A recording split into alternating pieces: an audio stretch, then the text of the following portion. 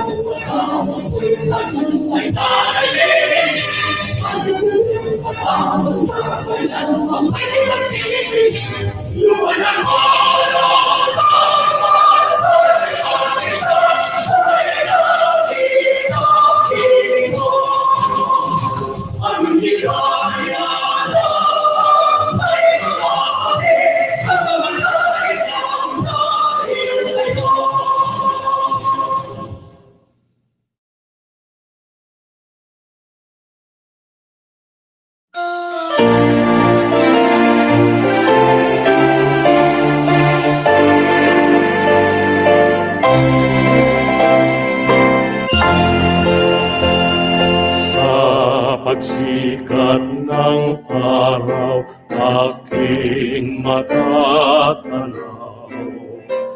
Makinang na kinabukasan, aking makakamtan. Hindi maninimdim sa banta ng kahirapan. Ako na inihanda ng mahal kong paaralan. Politeknikong Kolehiyo ng Marikina, ang teknikal na edukasyon, hinintal mo't pina. Politeknikong Kolehiyo ng Marikina, talino ko'y binabanday, puro mo'y pag-asa. Sinisintaharan, ikaw ang katuwaan. Sa pagkamit ng mitin, siya mo maaaring. Kahit saan ang mapatpat ay hindi mababagat. Gunon na iyong bigay ang masisilbing kamay. Politeknikong Kolehiyo ng Marikina, ang teknikal na edukasyon, hinintal mo't pina. Politeknikong Kolehiyo ng Marikina, talino ko'y binabanday, puro ko'y pag-asa. Marikina Polytechnic ay mabuhay.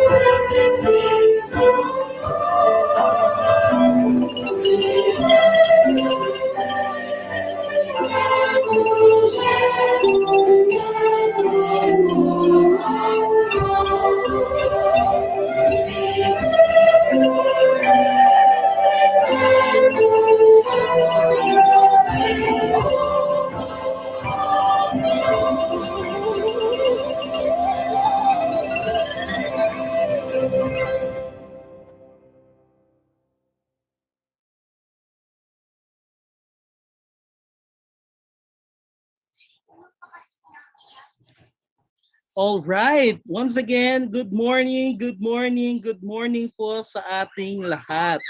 And who's now excited to learn more about Marikina shoe industry in the Association of Southeast Asian Nation or ASEAN community? Well, I myself, I'm actually really excited to hear more about it. And I'm sure you guys are also excited. Can we have a thumbs up? Okay. Response from our participants if you guys are really excited to hear or learn more about ASEAN community. Can we have a thumbs up response from our participants? Ayan, thank you.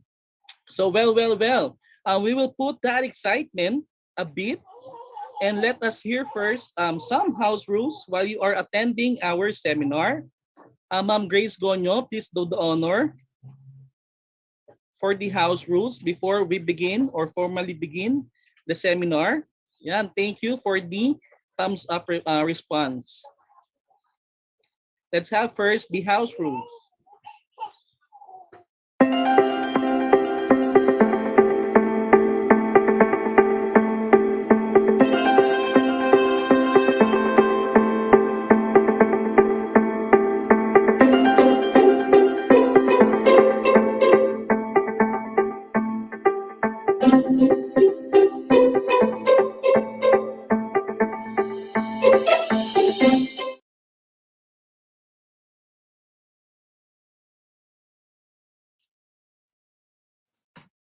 And so thank you for that, Ma'am Grace, for that reminders. Ayun nga, while you guys are attending the seminar, please be responsible or always mute po sana while we are already discussing. Diba? Kasi importante po yung topic natin for this morning. And now, let's have, of course, the opening remarks from our very masipag, dedicated, and passionate OIC of the Office of the President of our Sintang Paaralan, Marikina Polytechnic College, and officer in charge of the Office of the Deputy Executive Director of Commission on Higher Education, Attorney Lily Frida M. Mila, Sesto 4. Let us all give her a virtual round of applause. Welcome po ulit, Attorney. Thank you. Good morning. Salamat sa introduction.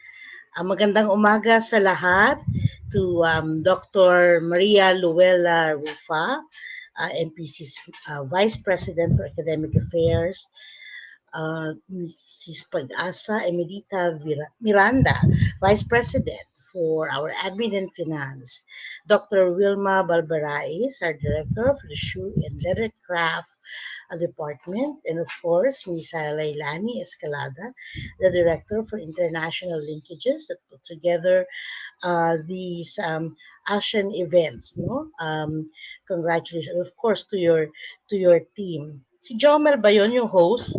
Sorry hindi ko makita yung buong ano. Is that you, Jomel? Sino yung host? No ma'am, it's Ed po. Hi Ed. I'm sorry. I don't Good know why I morning. cannot see. I cannot see the audience. But thank you to the whole organizing team of the MPC that put up this series of events commemorating our celebration of the 54th anniversary, founding anniversary of the ASEAN community. Of course, our faculty, students, and other participants from the industry, those watching us, are we streaming on FB? Um, and um, and to everyone who's interested on shoes, who's not interested in shoes, everybody's interested in shoes. This activity will provide an avenue for MPC students, faculty, and to the audience uh, on the footwear design and recognize the importance of raising awareness and support for the local shoe industry. It is a way to rediscover and nurture creative students in footwear design and appreciate the rich culture of shoemaking in Marikina. But I think it also goes beyond that. It is also putting into context. Now we're looking larger than just the Marikina shoe industry, but I like the topic that we're able to situate it in the bigger ASEAN community. What does ASEAN bring to us? ASEAN economic community expands the economic space for our entrepreneurs, for our professionals, our students, our workers, our learners, and just about everyone. It's an expanded market space for everyone. That's why what we do in government and what we do also in all of these almost 1,000 meetings every year on ASEAN is to provide you the platform and the community that would allow the seamless opportunities so that we are able to reap really the benefits, what it means to be in as an integrated ASEAN ASEAN community. So so I'd like you to look at it at that perspective. No, this is more than Marikina. This is more than our industry. We are looking out into the world. But the beauty of it is that we start with ourselves. We start with what we have here and we showcase it to the world. That is how we always have to think in the bigger global spectrum. Um, I'd like to also acknowledge, of course, no, this is very important. Our two wonderful Ah, yes, Attorney Seso. Ma'am Milia po, Seso po yung aking ano, yung aking title. It's a government thing. Means I'm a career executive service official. I we are the no, it's okay, Ma'am Eunice. It's a we are supposed to ensure the continuity of government um when administration changes. So yes, nandito ako. That's why I'm so excited. I like this idea that has been propounded and has been prepared by our team, no, led by Miss Lailani Escalada. Uh, Allow me to expound on this one. And probably also for our two distinguished speakers, Ms. Eunice and Mr. Jerome. I am also the Director for International Affairs of the Commission on Education. No? I think they forgot the title, and I think that is the more important title for me. So that means as a director of the office that connects higher education to the ASEAN and to the world. So it is we find the opportunities we find opportunities for our institutions, for our students, for our scholars, for our faculty. We open up platforms of opportunities to improve also um, higher education, its stakeholders, and also of course opportunities for entrepreneurship and for entrepreneurs and for the industries. So when I hindi ko tumatanggal. So when I looked into the when I looked into who Miss Eunice Santa Ana is, of course, on the net, and Mr. Jerome Santa Maria. So you are the founder of Zapateria, tama ba ang aking pronunciation? Shaping shoemakers into successful entrepreneurs. It is Philippines' first creative hub for footwear design and development that aims to foster the industry's new generation of independent shoemakers. Zapateria envisions to make the country an international destination known for its globally competitive design, craft, and workmanship in footwear making. It serves as a center of creativity and ingenuity expressed through the practice of great craftsmanship. How wonderfully envisioned Miss Eunice, no? Because truly, what is contextualize it in what the pandemic has taught us. That is the only way to move us forward and for us to survive this pandemic is through collaboration. Not one person can do it alone. And it is by providing this platform, this creative hub, we're able to also generate interest. We're able to also, I think, nurture creativity, probably also spur creativity in many of our students, hindi lang students, even those graduates, second learners, second degree learners, to look into their creative side. And in ASEAN, our talks also is into pushing for the creative industry. I think there's also much support right now in Congress and in the administration to push for the creative industries. For Mr. Jerome Santa Maria, I was blown away by your designs when I look into your Facebook. Truly, you create beautiful shoes for women, wonderful, beautiful, unique creations. Which is, I think, when I wear one, I would feel that it is a shoe, it is a pair of shoes that is really meant for me. And yes, I think every every woman that wears your shoes would feel more beautiful about themselves and carry with confidence because it is a design of an award winning artist, no, for shoe making. I'd like to further the conversation, Miss Shanice and Miss Jerome, on this one. Probably create a bigger webinar on not just on shoemaking but all of the creative arts also. So as we also expand opportunities not just for you but also for our students, our faculties, as I said, also our second learners and industries. No, because this is what we do. This is what we do. We really connect people. We connect people so that we can build a bigger and better platform where we can all collaborate and shape more exciting things in the future. I am I yes, thank you, Eunice.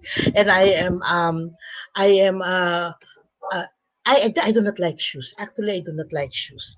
I only have about 30 pairs of them.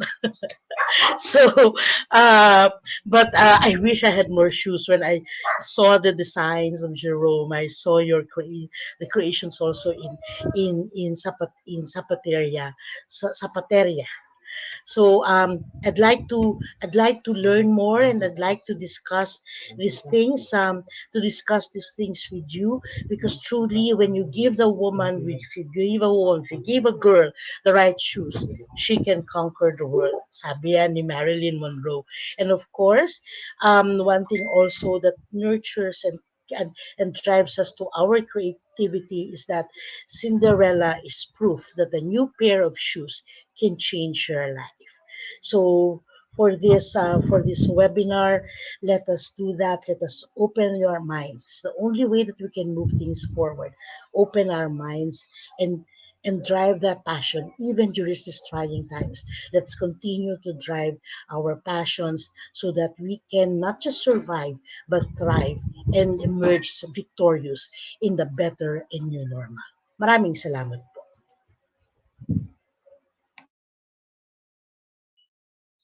Ayan, so I totally agree po sa inyo, attorney. We need collaboration. Tama po iyon. Kailangan po natin ng isa't isa to further help our shoe industry continue its growing industry, lalong-lalo na sa ating ASEAN community. To make it not only locally, di ba, but also internationally recognized. Okay, so ayan po. So once again, thank you very much po ulit, attorney, for being with us and for always supporting us po sa lahat ng event po natin dito sa ating minamahal na MPC. Gaya po nitong ating webinar. So thank you po Yes. ulit and we Good job. highly appreciate po Good job po sa inyong lahat. all your efforts, especially your presence po, of course, sa amin, despite of your busy and hectic schedule. Thank you so much po ulit. And can we have a heart response from our participants, yeah, to send our love and support sa ating OIC President Attorney Mila. Can we do that? Yan.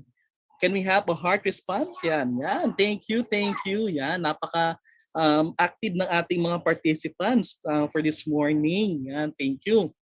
All right. So to move on or let's move on, okay? To our introduction of our three speakers for today's webinar. Yan, nabanggit nga ni Ma'am yung ating dalawang magagaling po talaga na speakers invited for this morning. Okay? Let's have, of course, the Dean of PS Entrepreneurship Program of Marikina Polytechnic College. Isa din po sa mga masisipag na lingkod at always available po kapag kailangan natin. Let's have Ma'am Leticia Perez for the introduction of the speakers. Take it away po, Ma'am P. Good morning, Sir Ed. A pleasant morning to everyone in the room. Our OIC President, Attorney Lily Frida Emilia, our Vice Presidents, Dr. Maria Luella Rufa, and Ma'am Pag-asa Emerita Miranda, our college officials led by the deans who are here this morning, and of course, our dear faculty members and students joining this morning's webinar. I take pleasure in introducing our esteemed subject matter specialists or speakers this morning. I was tasked to introduce all of them, all three of them, in this segment of the webinar. So here goes. I actually chosen a theme to introduce all of them this morning. It comes from the line of a song, "If a picture paints 1,000 words." If we are in a face-to-face webinar, I would probably hear wows and woos and ahs as we see this particular slide. And you'll probably ask, do we have a celebrity on the screen? Well, yes, she's a celebrity in our campus for our students. So moving on, let me introduce her more properly. A much appreciated and recognized teacher from a Department of Education school in Marikina City. She transferred to Marikina Polytechnic College in 2018. An alumna of MPC who has chosen to be a servant leader in her alma mater with sights set on the growth and well-being of people and the communities which MPC serves. She would like to be recognized as an entrepreneur, author, consultant, researcher, and most of all, a teacher who dreams big for her students. She has a Doctor of Philosophy degree, major in Educational Management from St. Jude College, Manila. Currently, the OIC Director of the Shoe and Leathercraft Development Center of this college since 2019. She also served as the OIC Director for Alumni Affairs and Assistant to the Vice President for Academic Affairs in MPC. A loving wife, a mother to a promising entrepreneur, her son, and also, of course, a mother to a future beauty queen material. I'm referring to her daughter. Their ambitions to share with us the status of the Marikina shoe industry in a little while. Let us give a warm round of applause to Dr. Wilma Balbarais. And now on to our second speaker. If you were paying close attention to the program, you probably noticed that we have a lady, a woman, for our second speaker. But as I was looking at the social media accounts of Zapateria Hub, I found this very beautiful photo and words of wisdom from the man to whom we owe the presence, the life that our speaker has. So we have on the photo, of course, the Rico Santa Ana, father to Miss Unique Santa Ana. So let us learn from his words of wisdom. Earlier, we were given quite a lot by our dear OIC president. So from him, or according to him, while clothes make a man, shoes make the difference. They are resume on your foot. So young ambitions, take note of this. Always trust in shoes with a bold fit. And then a little about him. Rico belongs to the fourth generation of their family that has been practicing the craft of making shoes since the 1880s. Could you imagine that? He started as a shoe shine boy at age 13 for his father's factory, and that marked the beginning of his lifelong journey with shoes, carrying about 59 years of experience as a shoemaker, designer, and entrepreneur. Magbigay-pugay po tayo at paggalang sa ama ng ating pangalawang speaker sa umagang ito. So, Ma'am Grace, moving on. So here they are. Okay, allow me to read on. Being grounded upon 5 generations, pang 5th generation na po si Miss Unique, of shoemaking, Zapateria aims to honor the craft that shaped the lives of many Filipinos. Father-daughter founders, Rico and Unique Santa Ana, received the Pamana Award from Artefino PH in 2019. So from one generation to another, may they continue to express Filipino creativity. As I said in the beginning, a picture paints 1,000 words. And Ma'am Grace, for a more detailed introduction now, graduating with honors with a degree in computer science at De La Salle University, Manila, Unique Santa Ana has over a decade of experience in leading technology-based enterprises. She has built successful startups and led executive roles in the digital transformation and product management for Philippines' leading companies. Her first startup, a multi-awarded automated platform for advertising compliance and media analytics, was acquired in 2017. From being a technopreneur to getting into craft, Unix, on its fifth generation, carrying on the shoemaking heritage of their family, co-founded Zapateria, the Philippines' first creative hub for footwear design and development, with a mission to foster a new generation of creative makers. She is an awardee of Asia Pacific Economic Cooperation Young Women Innovators and one of the British Council Creative Innovators Program Fellows.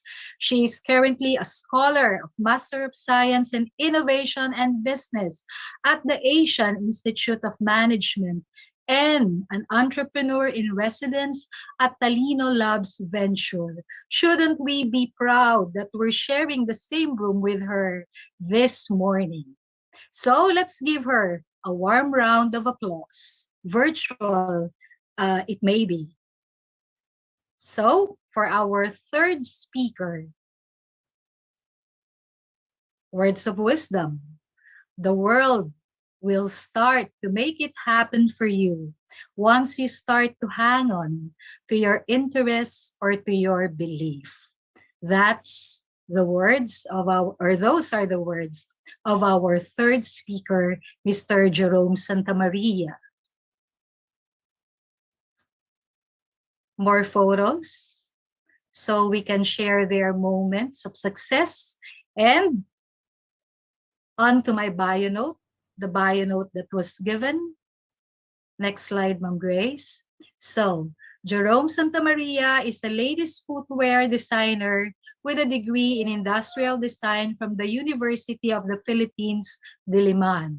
He was able to work for renowned Filipino brands and designers before starting his own namesake label of custom-made ladies' footwear in 2016. In 2014, he won both the grand and second prize at the third Filipino Footwear Design Competition and was able to represent the Philippines in China at the sixth International Footwear Design Competition, where he won first runner-up at the ladies' trendy category. In 2018, he was chosen as one of the scholars for the pioneer batch of Thames International Business School's Innovation and Creative Entrepreneurship Program, co-sponsored by the British Council and the Apple the App Foundation. For his final project, he developed Diwata, a collection of ladies' footwear made from recovered ocean plastics in cooperation with the local social enterprise, Pure Oceans. Diwata won many accolades in 2019, including an award as Entrepreneur for Society by Thames International, third place at the Design to Business Startup Bootcamp Taiwan, and Best Pitch at the International Design Conference by the Design Center of the Philippines. At present, he is continuing his work on Diwata and for his namesake label of custom-made ladies' shoes. So much inspiration from his story and his success so far. So young ambitions, please, please, let us listen this morning to all our great speakers. Back to you, Sir Edmund. Thank you and good morning. Ayan, so once again, thank you very much, Ma'am P, for always giving us a unique introduction of our three valuable speakers for today's webinar. Thank you ulit, Ma'am P. Okay, so once again, to give us more relevant information or status on the Marikina shoe industry, let's have again the OIC Director of Shoe and Leather Cup Development Center, Dr. Vilma A. Balbarais. Let us all give her a virtual round of applause or by sending a virtual or a clap response. Okay, so go ahead po, Doc. Yeah, good morning. Good morning, everybody. Sir Ed, pwede pong pa-share kami dito ng slide. To our OIC President, Dr.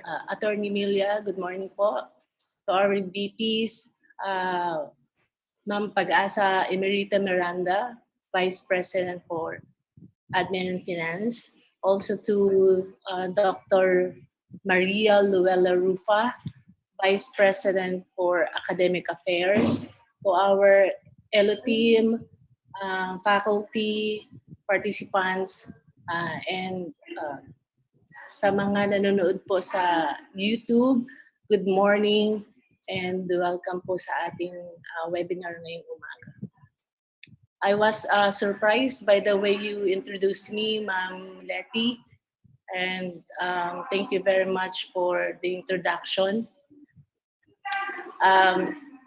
Today, I am very excited to discuss to you the status of the Marikina shoe industry. The outline of these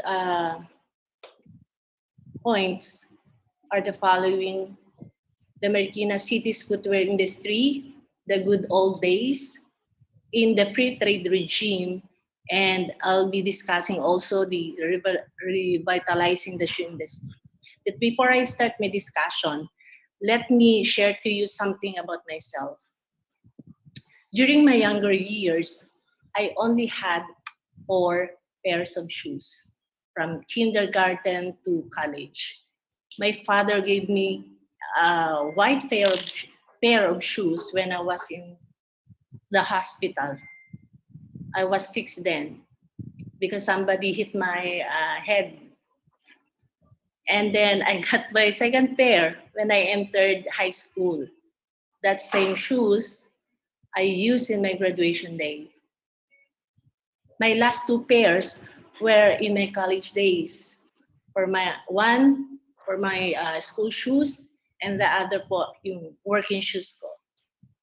That pair of shoes, all of these shoes were made in Marikina.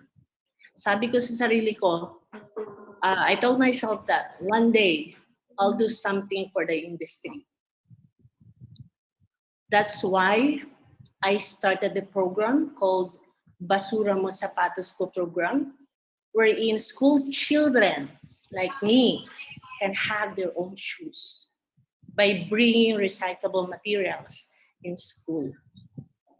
Over 3,000 students, naranasan po nila na magkaroon ng sapatos na gawang Marikina. Next slide, please. Slide 3.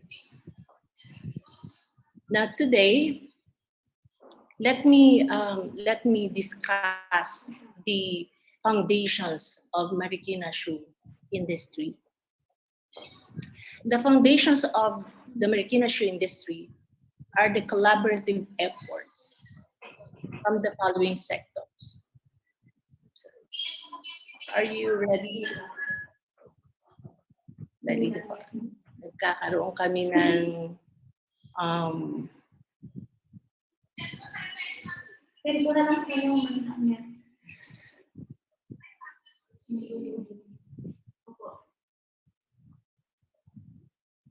okay.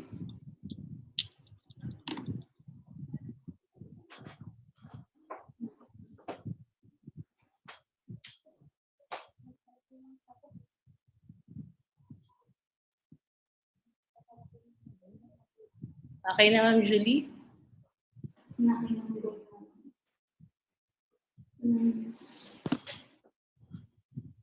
We're having a technical difficulties. Alright? Siguro po katulad, marami po sa atin na nanonood ngayon, no, na katulad ko rin po nung panahon ko na I don't have we don't have the capacity po when I was growing na magkaroon kami ng sarili namin shoes habang nag-aaral. Kaya ang industriya po ng Marikina ay maraming stories behind shoes from Marikina. At isa na po akong patotoo doon na bawat lakad, bawat hakbang kasama ang sapatos na gawa dito sa atin ay isang magandang storya na pwede nating ulit-ulitin to encourage our young generations. Okay na?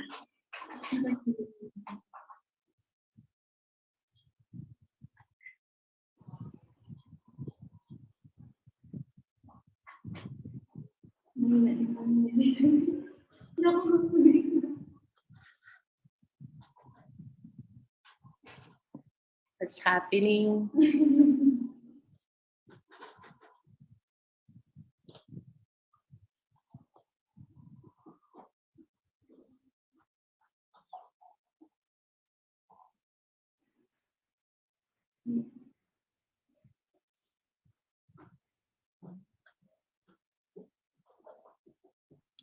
Okay na, Ma'am Gonyo? Okay, start na tayo. Slide 3 na po ako. Sabi po kay Miss Julie, pa-off po yung yung share screen niya para ma-share ko po yung PowerPoint niya. Thank you.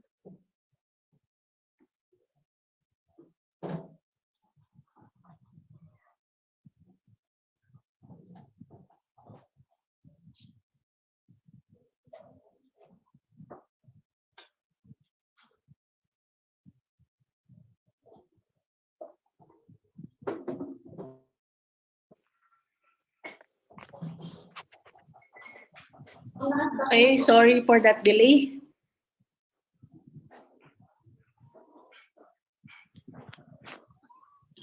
Okay. Okay, the foundations of the Marikina shoe industry are from the collaborative efforts from the following sectors: the LGU, the industry, and the shoemakers. Now, the LGU and the government plays a big part from crafting laws, funding programs, innovations, to supporting the groups of associations of manufacturers. Shoe manufacturers or the zapateros aid the success of the footwear industry by their hard work, inventiveness, and dedication to the craft, and passing their knowledge to succeeding generations. The industry. Marikinos have regarded shoemaking as a way of life, and because of this, it yielded $1 million revenue during its prime years. The factor to consider is the following acceptability of Philippine-made footwear in local and international markets, coupled with the perseverance of the industry and local leaders. Next slide, please. The foundations of the Marikina shoe industry were first laid during the 1880s when a wealthy landowner named Laureano Guevara taught himself how to make shoes after taking apart a pair he bought from England. Sir Guevara, known as the founder of the Marikina shoe industry, he introduced shoemaking in Marikina when he opened his own shop in 1880. At the same time of his death, there were already 15 household shoe factories in Marikina. Also known as Capitan Moy. He also served as Capitan Municipal in the city. Next slide. In 1907, a railway, the Marikina line, led to the building of homes turned into makeshift footwear, making workshops along its tracks. While in 1908, El Progreso, Marikina's earliest workers' association, was formed. Mula pa ng 1808, nagkaroon na po ng unang asosasyon ang mga manggagawang Marikenyo. Next slide. In 1935, Marikina already had 139 shops, producing more than 340,000 pairs. As many as 2,450 citizens were directly engaged in the industry, either as shoemakers or upper makers. And then, back then, Manila was the prize market for the shoes made by Mariqueños, and shoemakers had to deal with Chinese merchants who held court in Guevara and other parts of Chinatown. Mariqueños, with their craftsmanship and little shops, had no choice but to enter into partnership with the Chinese, who had their stores and bundles of raw materials. Doon po nagsimula yung relationship between Americans and Chinese merchants. It was an unequal partnership that endured for generations, since Chinese could dictate the price of finished shoes as well as raw materials. Dahil po sila po ang nagbibigay sa atin ng mga raw materials back then, they could dictate the price of the finished products. Slide 8, please. Like most industries, the footwear industry almost ground to a halt during the Japanese occupation, as capital and raw materials became scarce and the market vanished. The people survived on marginal fishing, farming, livestock raising, and the industry recovered slowly after the occupation, and the Mariqueños lost no time in picking up pieces. Back then, the new mayor, Gil Fernando, organized the Philippine Shoe Manufacturing Corporation to aid the local shoe manufacturers in Marikina. Next slide, please. In 1950s to 1960s, Marikina as the shoe capital of the Philippines. It is a glorious era for us. But in this era, imported shoes flooded the market after World War II. Rehabilitation efforts to overcome competitions with locally manufactured footwear were slow. It was only in 1951 when RA 650, or the Import Control Law, was passed, which gave the industry a needed rebus. In 1956, Marikina was given the title Shoe Capital of the Philippines because of its notable shoe industry and for being the biggest manufacturer of shoes nationwide. Next slide.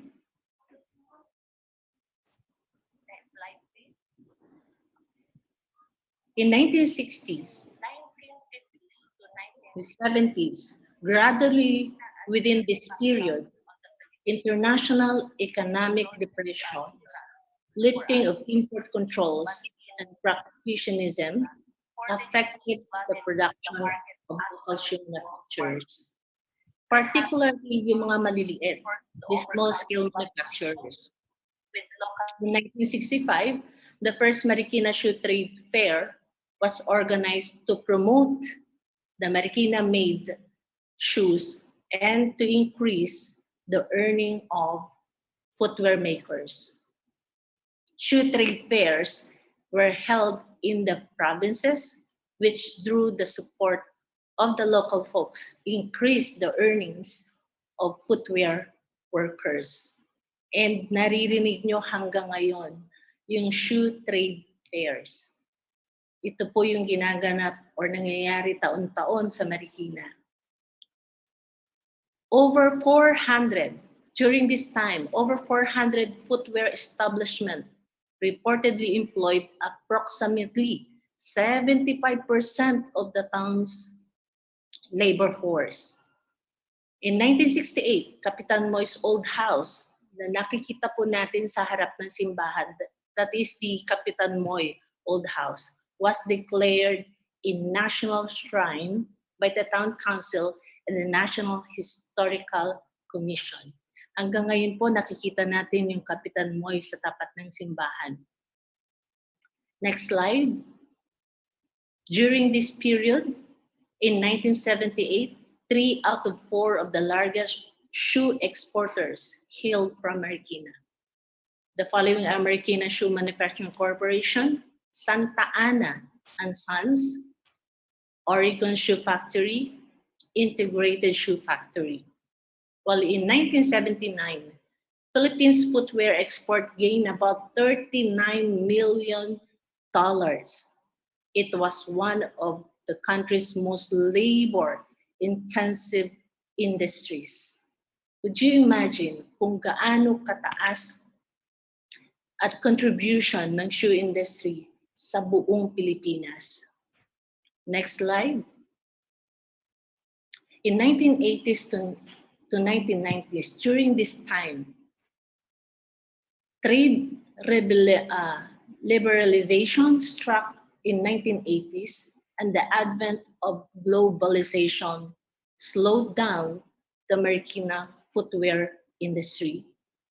Shoe factories closed, tens of thousands of shoe workers were laid off, and shoe retail shops followed the pattern of foreclosures. Only few notable Marikina brands stood tall from this circumstance, causing economic recession to the town of Marikina. In addition, the World Trade Organization enforced rules on further tariff reduction, making it burdensome for the local producers. Slide 16.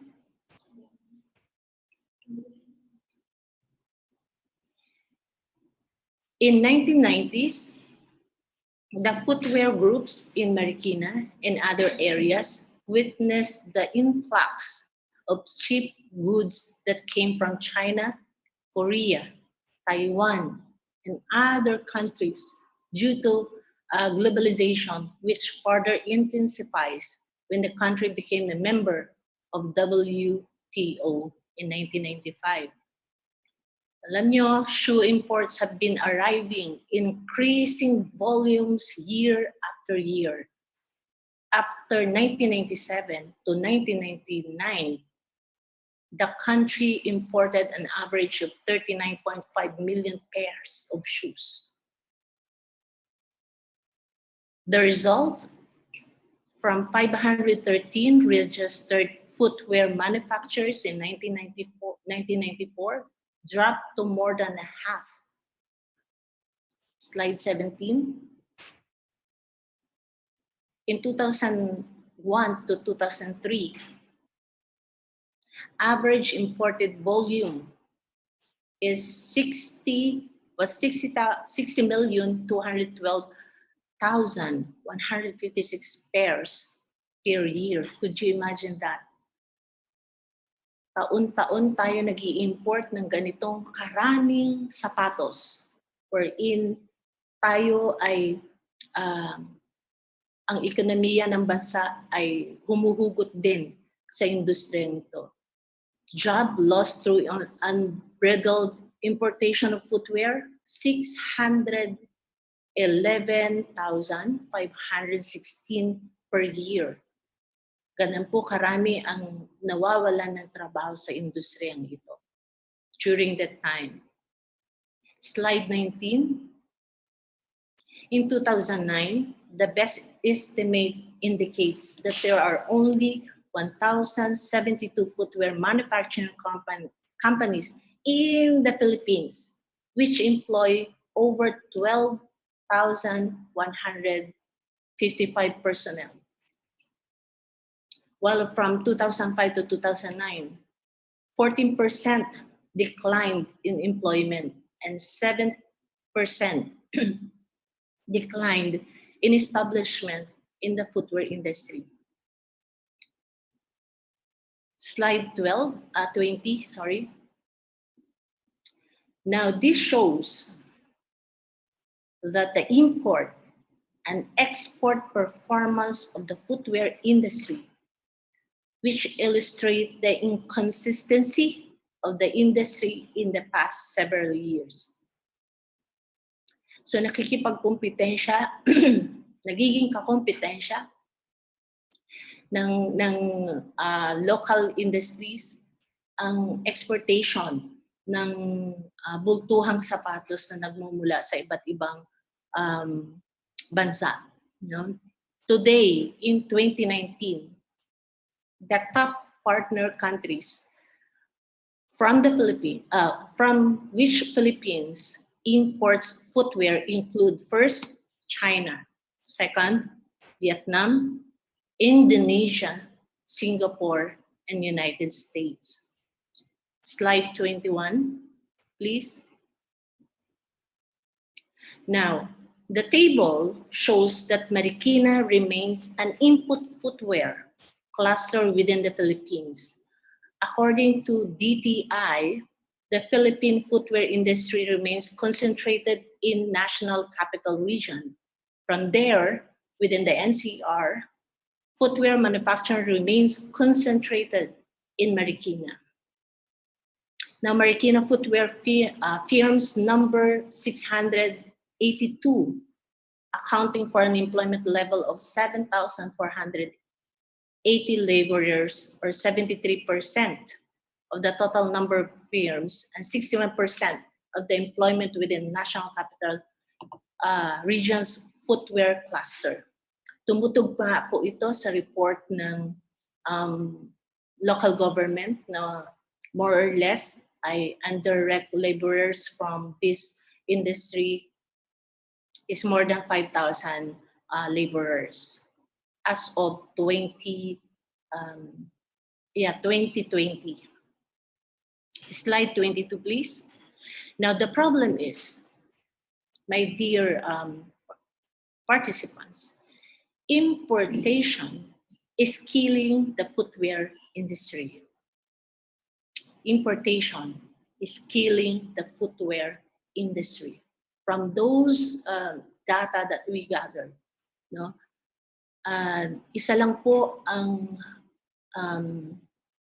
implication ng presentation and ng data. The importation is killing the footwear industry. Slide 23, please. Let's have a simple computation.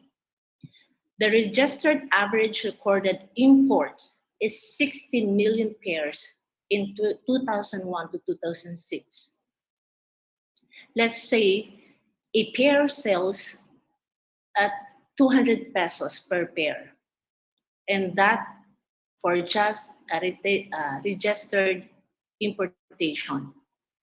Slide 20, yeah. From there, it translates to 12 billion pesos per year. And take note, my dear,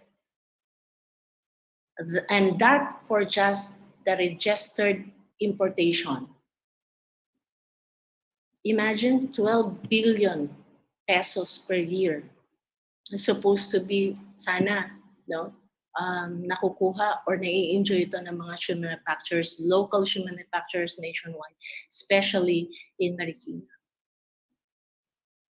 In 2011, The DTI estimates um, the size of the domestic footwear market anywhere between 46 to 51 million pairs a year. And that was in 2011. I could not imagine kung gaano kalaki yung industriya ito, na ang industriya ng sapatos ay naghihikahos dahil dahil walang benta or mahina ang benta. Pero sa totoo lang, no, as nakikita natin sa data na may malaking pangailangan ang buong Pilipinas sa sapatos. And that's sometimes makes me sad.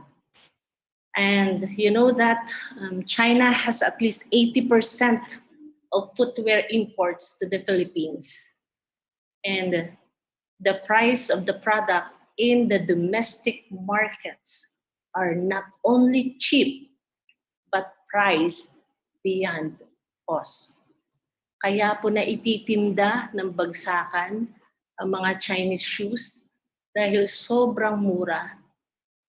It is not only cheap, but priced beyond cost. Slide 25, please. But what measures should we undertake?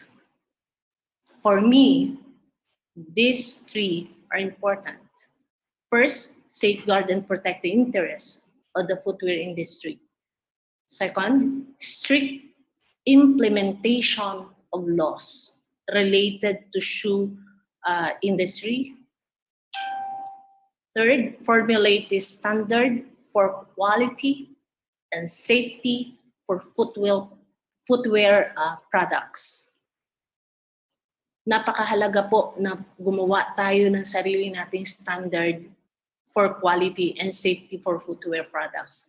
Isa po yan sa nakikita natin na maglalagay muli sa atin kung saan tayo before. Now, what measures modernization, upgrades, or improvement in the industry to compete with these big players in shoemaking? Ano ba yung dapat nating gawin? Ano ba yung dapat gawin ng industriya na nating lahat? Slide 26. We still have to hope for the future of the industry. As Marikina bounces back, more young people are entering the shoe business. The number of factories has risen to 202. Sales reached to 2.16 billion pesos in 2017 and up to 85% from 2010. May pag-asa po ang industriyang ating minahal. May malaking potential po ang industriya ng pagsasapatos sa buong Pilipinas. Slide 27. Now the long-term prospect for the footwear industry look bright. Sa kabila ng pinagdaanan ng industriya ng pagsasapatos, may malaki po pa rin po tayong pag-asa at potensyal na dapat nating asahan mula dito. The new generation leaders are striving to improve the working condition in the industry. Nandyan po na yung customers nowadays recognize the value of well-made shoes. Lagi nilang ginagamit yung hashtag support local. No? Kaya may pag-asang nakikita sa pamamagitan ng mga initiative na nagmumula sa atin. By promoting awareness of the culture of shoemaking in Marikina, by educating the new generation na katulad ng ginagawa natin ngayon. At ngayon, the MPC is now offering a course to teach management skills to those looking for a career in footwear. Kaya po meron tayong BS Entrepreneurship program at ang specialized truck ay sa shoe, related to shoe industry. The global is to, take note of this, the global is to ensure the survival of the city's shoe business in a competitive global market through education, through quality products, and competitive pricing. Wala po tayong, ang akademya po na katulad ng MPC ay inaasahan ng industriya upang magkaroon ng revival, no? Na magkaroon ng interest ang mga young generation natin na kung ano ang pwedeng ibigay ng industriyang ito. The industry can do it. We can revive it. We can survive with it and bounce back. But the only way we can bounce back to the glorious days is to relearn to embrace our own dying culture. Wala pong magmamahal sa industriyang ito, kundi tayo rin po. Ito ay isang daang taong kultura na nakikita natin sa Marikina. Sabi nga ng mga matandang Marikenyo, pagsikat pa lang daw ng araw, maririnig mo na ang tugtugan ng pukpukan ng paggawa ng sapatos. Ang magandang tignan po natin, yung ating kulturang minahal ng ating mga ninuno. It's about time for us to embrace, to relearn. Katulad ng pagmamahal na binigay ng ating mga ninuno sa industriyang ito. I say it again, the only way we can bounce back to the glorious days is to relearn to embrace our dying culture. Iiwanan ko po ang challenge na ito sa inyo. I challenge everybody to have at least a pair of Marikina-made shoes or make it a habit to buy local brand. Sa paraan na ito, nakakatulong tayo sa industriya at sa pamilyang Pilipino at sa mga sapatero na naging bahagi ng mabuting industriyang ito. And that's all, my presentation. Thank you very much. Salamat po sa inyong lahat. Wow, there you have it. Yeah. Thank you, Dr. Vilma, for the very comprehensive and informative discussion about what's happening now in Marikina shoe industry. Let us all give her a virtual round of applause again. Can you show us a round of applause? Yeah, it is clear that there are really challenges in the industry. Okay, alam naman natin yan. In particular nga dito sa ating Marikina City, na alam naman natin na it is known to be as the shoe capital of the Philippines. All of us should be aware of these challenges. And lahat din dapat tayo, of course, ay dapat maging part of the solution in order for us to significantly help the industry. Sabi nga ni Doc, di ba? Ika nga ni Doc Wilma, we need to relearn and to embrace our dying culture. At since nabanggit nga ito, being part of the solution, we have here two renowned individuals in the field who's really exerting their efforts to fully help the industry grow despite those challenges mentioned. Okay, so move on. Let's have first, of course, the co-founder of Zapateria to impart us more knowledge about the Philippine footwear creative landscape.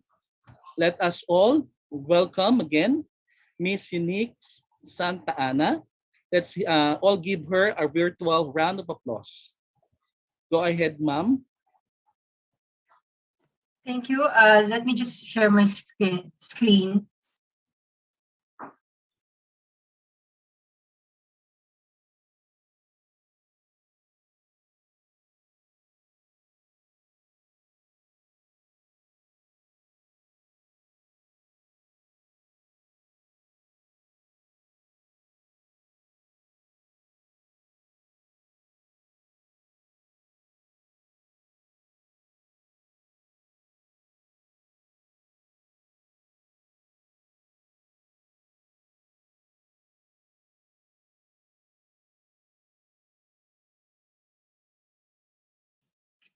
Uh, we are very, very happy to be part of another webinar hosted by MPC.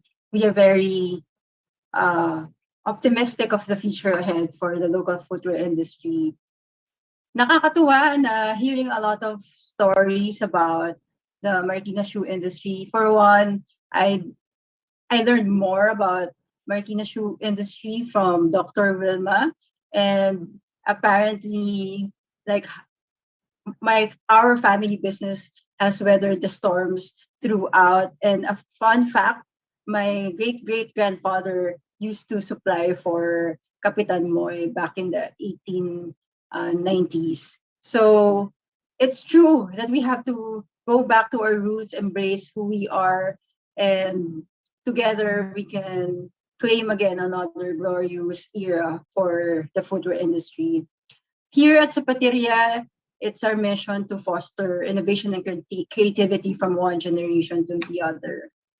And maybe before we begin, let me share with you one of the events we organized that brought in together the different stakeholders of the local footwear industry. Although this happened prior to the pandemic, it goes to show how it's important we celebrate our heritage.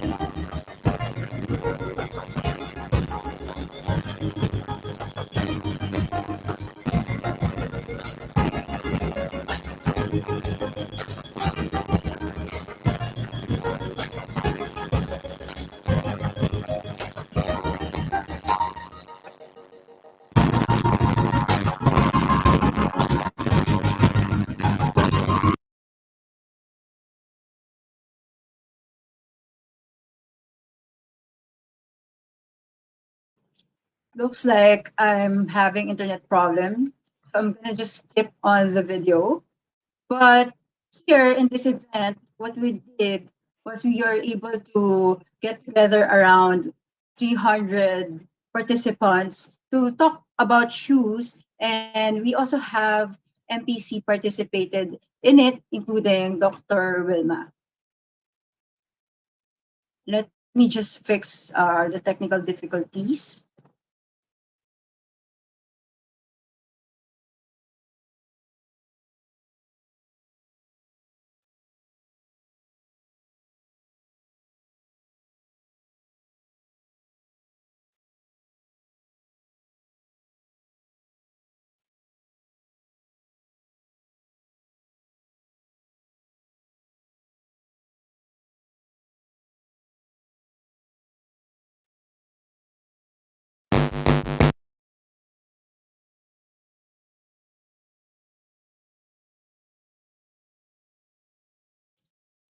Uh,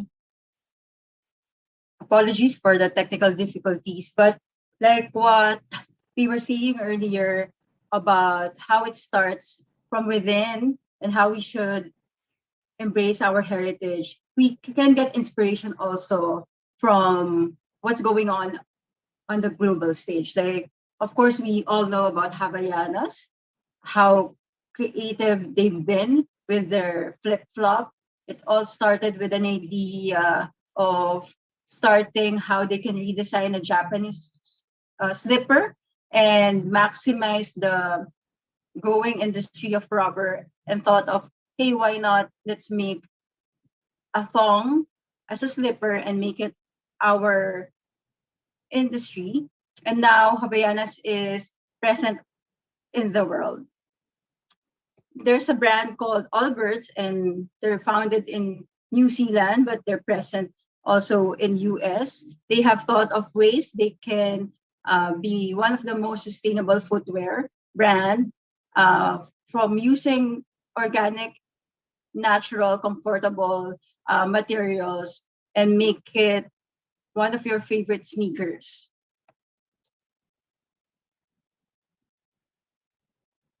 We also have Sanok. It started with a founder who's very passionate about surfing, and thought of why not design a pair of shoes that will kind of give fun and comfort to every day, whether you're on the beach or doing casual tasks. Let's not go too far away. Let's go to our neighboring country, Malaysia. There's this brand called Nelisa Hillman. Uh, this one focused on handcrafted footwear, bringing in classic design, distinct youthfulness. So, like Philippines, Malaysia also has its heritage in shoemaking, and they want to also bank on that. In UK, we have Grandson, and they were founded in 1866. So it has been 150 years old brand, and they have adapted to the times by making their designs more modern. In Utopia, so here, what's more interesting about Soul Rebels, they were able to thought of a way wherein they can scale the hand crafting of footwear. They didn't introduce so much of the mechanization, but they pull in a big group of artisans to make the footwear for the market. In the Philippines, we have one of the best brands for footwear called Zapatero, and they stick with the traditional shoemaking so that we won't forget that craft, and elevated the quality of craftsmanship. So when we look at the creative innovation, it touches on a lot of different elements. So it might be working on the type of materials that you're working with, such as using wool, or we also have a leather that is based uh, from pineapple fibers called Pinatex. Or you can look into the different process of how you make shoes by introducing, let's say, 3D printing or laser cutting, or how we can do upcycle materials that are available here, such as the sole of uh, aircraft or chicheria that we use for our footwear. One of the interesting brands we work with, it's called Buhay.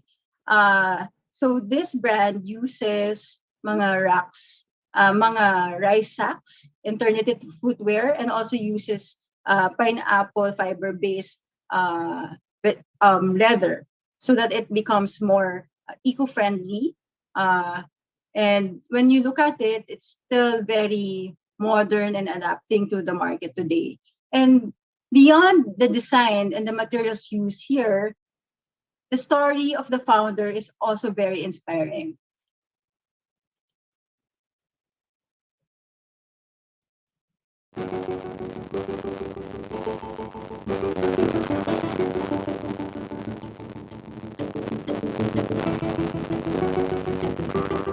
What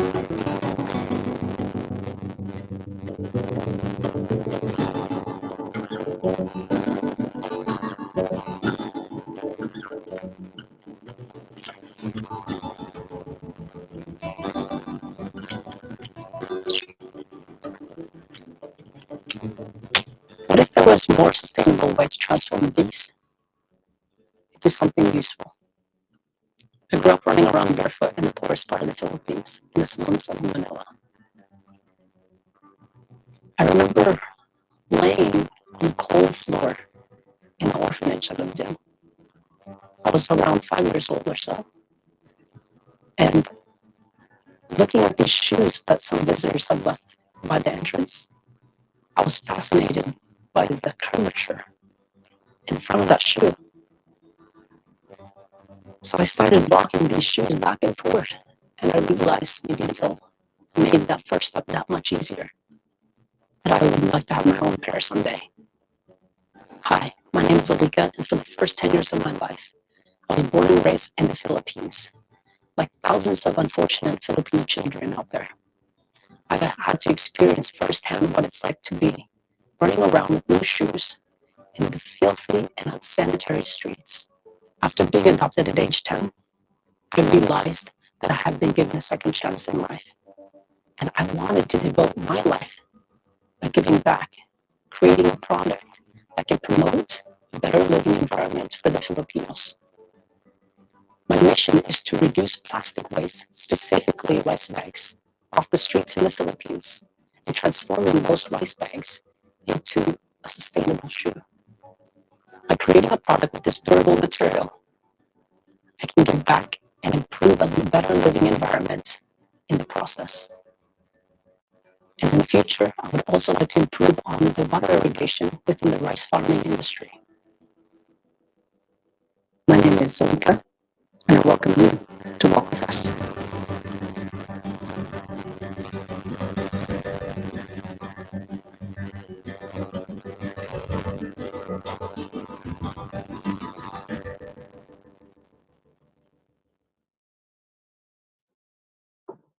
So that's the story of Alika, and just like anyone of us, we have a story to tell, and it can trace back to our roots. And here in Marikina, of course, our love for shoes. Another way to look at our creative innovation is, aside from design, product, and materials that you can use, we could look into the technology and how we can apply it to business. For instance, we have this brand called Undandy, and what they do is that they make it easier for you to be able to customize the colors of the shoes that you want to order from them. This is similar to Nike ID if you want to customize your own Nikes.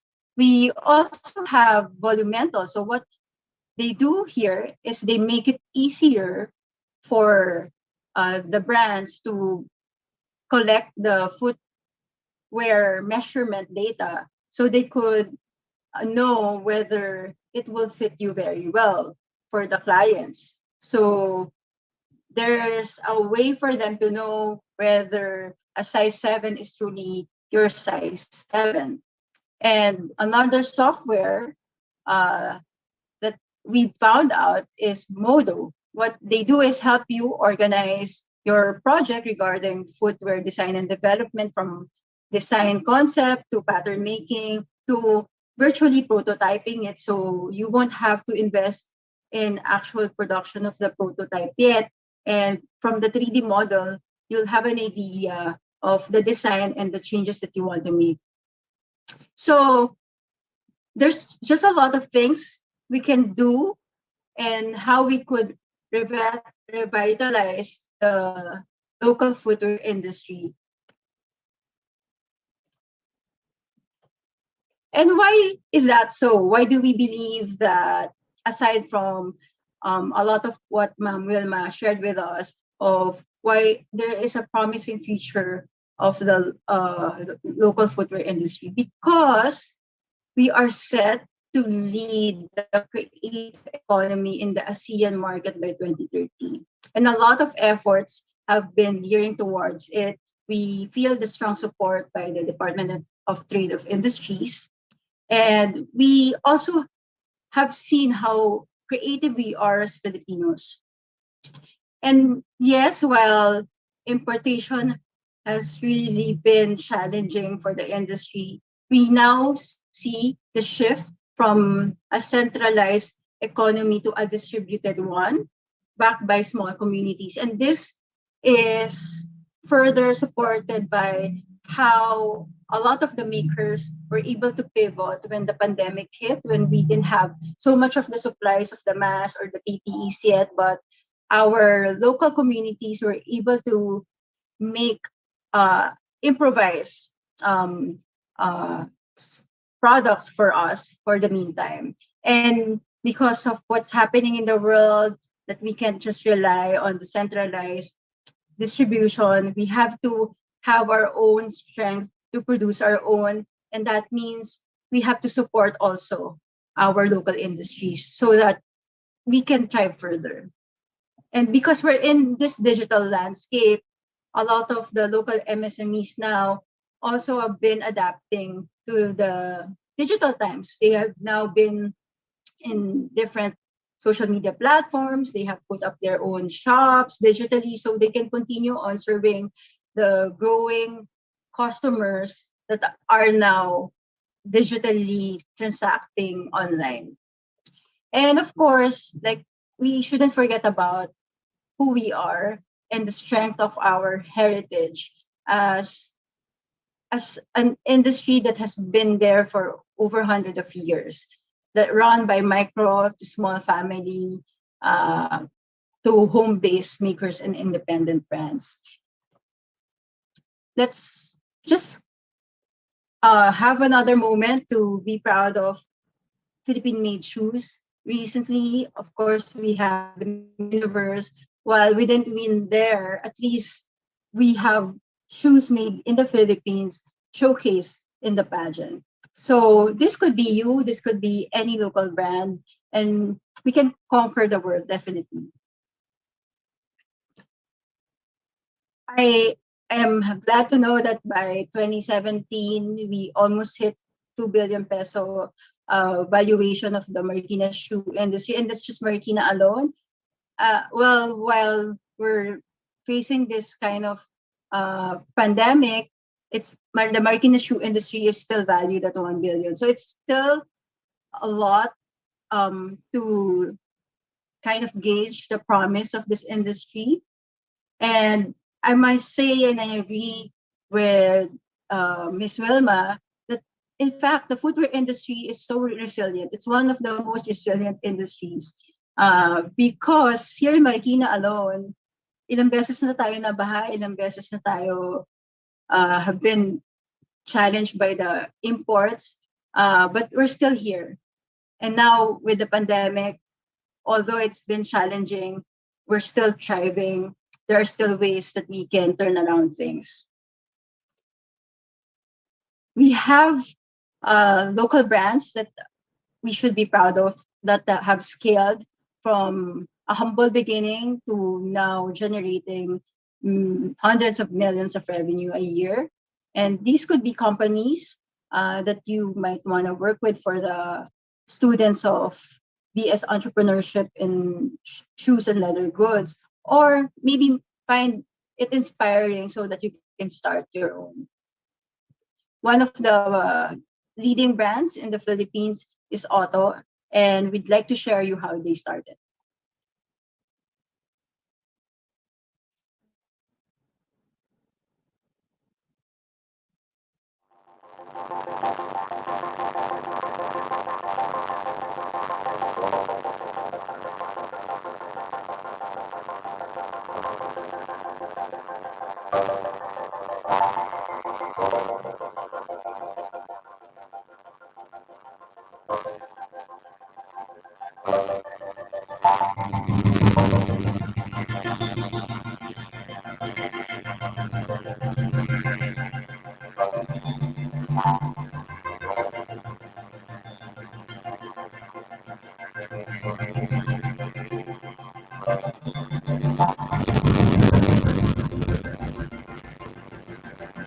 Auto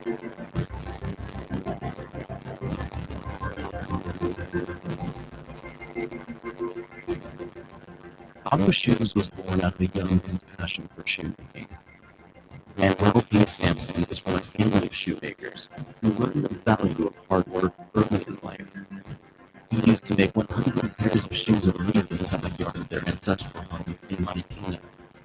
With the help of his parents and his wife, he was able to build Auto Shoes as a retail arm of SLDC Manufacturing Corporation.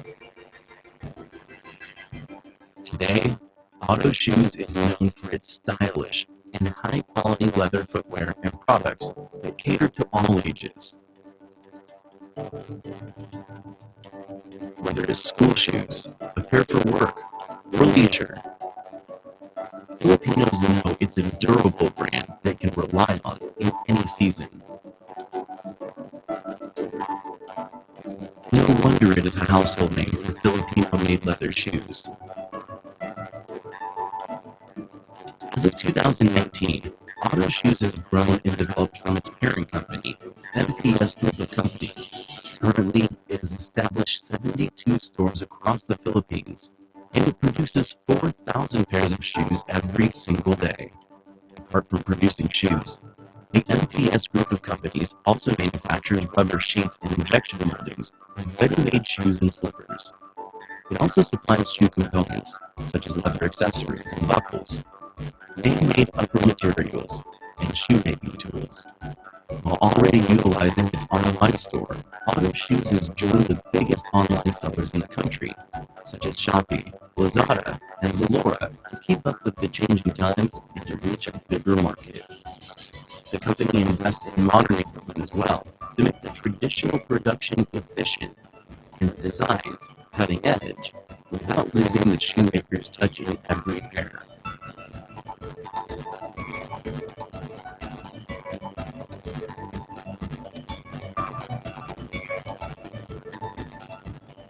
As for the company's environmental efforts, Auto Shoes is intentional to reduce its carbon footprint and to instill an eco-conscious mindset to its employees. Its environmental efforts are evident in its 50,300 square meter workshop located in Antipolo, Rizal, which has solar panels installed. Activated carbon filters are also being used in the workshop to help clean the air, while Auto Shoes recycled packagings are biodegradable and eco-friendly to reduce wastage. Besides improving its environmental efforts, Auto Shoes commits in ethical business practices to improve the lives of its 576 loyal employees in every possible way, be it emotional, physical, or financial well-being. The company provides a positive work culture and treats each employee equally. Being in the shoe business for almost 50 years, SLG Manufacturing Corporation has no plans on stopping and will continue to supply to various local department stores nationwide while carrying the brand Auto. The MPS Group of Companies will upgrade its facilities to maintain the high standard of workmanship it is known for and increase their revenue in the years to come. On its 40th year, Manuel P. Sampson envisions that Auto Shoes will continuously adapt to the aesthetics of the modern Filipino, redesigning its invaluable brand, improving every customer experience, and embracing a business-to-human approach.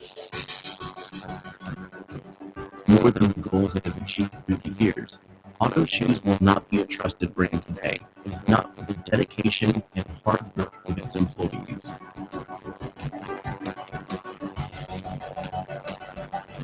The company is very grateful for the new generation of shoemakers ready and committed to carry on the legacy of Auto.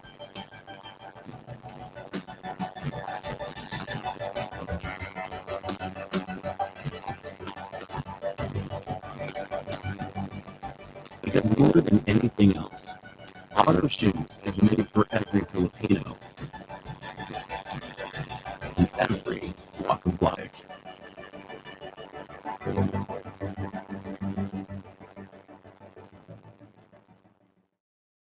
I hope that you feel inspired by learning about the story of Otto. So that's so very Filipino when you look at how they started.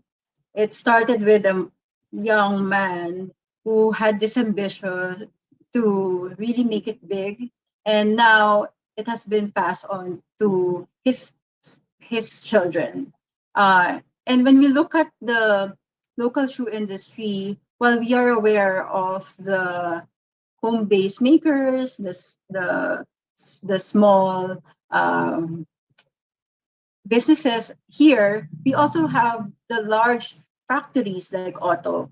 And even though they have upgraded and mechanized their ways of doing, they haven't forgot the idea or the concept of the business to human approach. Kumbaga, ang gawang mga Pilipinas talaga ay gawang may puso. The same way with how Mr. Antonio Andres, the president of the Philippine Footwear Federation, Inc., started with Gibson's in 1945. And now they're the biggest supplier of military shoes for our armed forces and safety shoes also for the policemen and different industries. If you had your ROTC, perhaps you've worn a pair from Gibson's. Wala nang iba pang mas titibay pa. And moving from the more of utility footwear or the military shoes of Gibson, we also have a lot of brands in the digital space started their business, and it has been helping our local manufacturers. So we have the startups to upstarts, like Annie and Laurie, Olivia. We also have Rob and Mara. And when you look at the styles, it varies from the classic ones to more of like streetwear to more very fashionable or trendy. So this is what so interesting about local industry because, and we have to be proud of this, here in Marikina, we can make all kinds of footwear. There's no doubt that from the military shoes of Gibson or the safety shoes of GB, they can also make uh, school shoes to fashionable, stylish designs to the Marikina makers doing avant-garde for the fashion runway to something more fun and enjoyable to wear, like Mara Pinyo's Stars Emoji. So all kinds of footwear, we can make it from the mechanized one to handmade. And so when we look at the resourcefulness and creativity, it all traces back to our love for shoes. And we're not, or the shoe industry is very varied. There are those that are focused in manufacturing alone to private labeling or reselling from the different designs that they have. There's also a growing sector wherein they take in more customization or they offer design services, cleaning, repair services, and training. In terms of the size of the businesses here, there are those like leading, of course, like the ones like Auto, those who are sustaining, surviving, and those who are kind of like heading towards scaling. And we have those who have industrialized or somewhat machine assisted. And of course, we won't have the Marikina shoe industry without those who handcraft their way of making.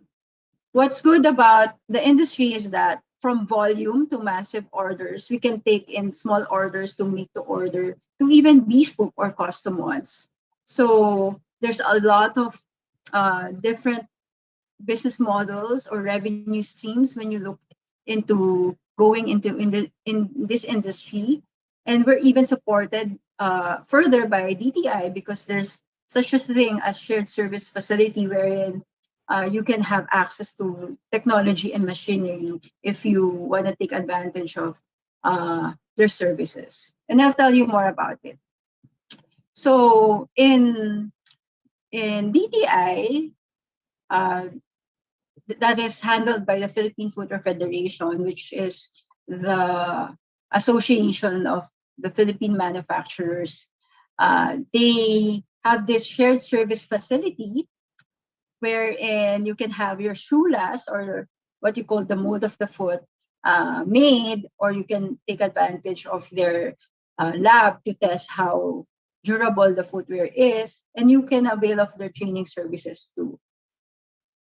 Uh, so like we shared, or I shared with you, they have testing center, they have different machines you can take advantage of. You can have your 3D printing done there, laser cutting, and so forth. So if there are parts that you feel like you can digitalize, it's the center to uh, go to. And if you want to learn more about shoemaking, also they have Philippine Footwear Academy in partnership with Desta. So it feels very exciting because, like, looking back when we started Zapateria in 2017, our goal is to be able to connect the different stakeholders of the industry so we could see how we can collaborate together to, of course, bring back that kind of good energy to our footwear industry. And we feel the support coming from the government, from our own local government unit to the national agencies such as TTI and TESDA. And what's more exciting is that now we look at the entire ecosystem of the local footwear industry.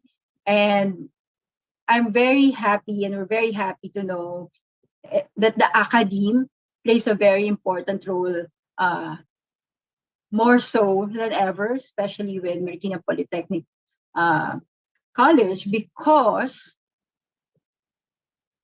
we need the newer generation to be part of this. We need their new ways of thinking, their creativity, their energy on how we could transform this footwear industry to become more relevant today and going forward. And we have a lot of people to learn from in the footwear industry.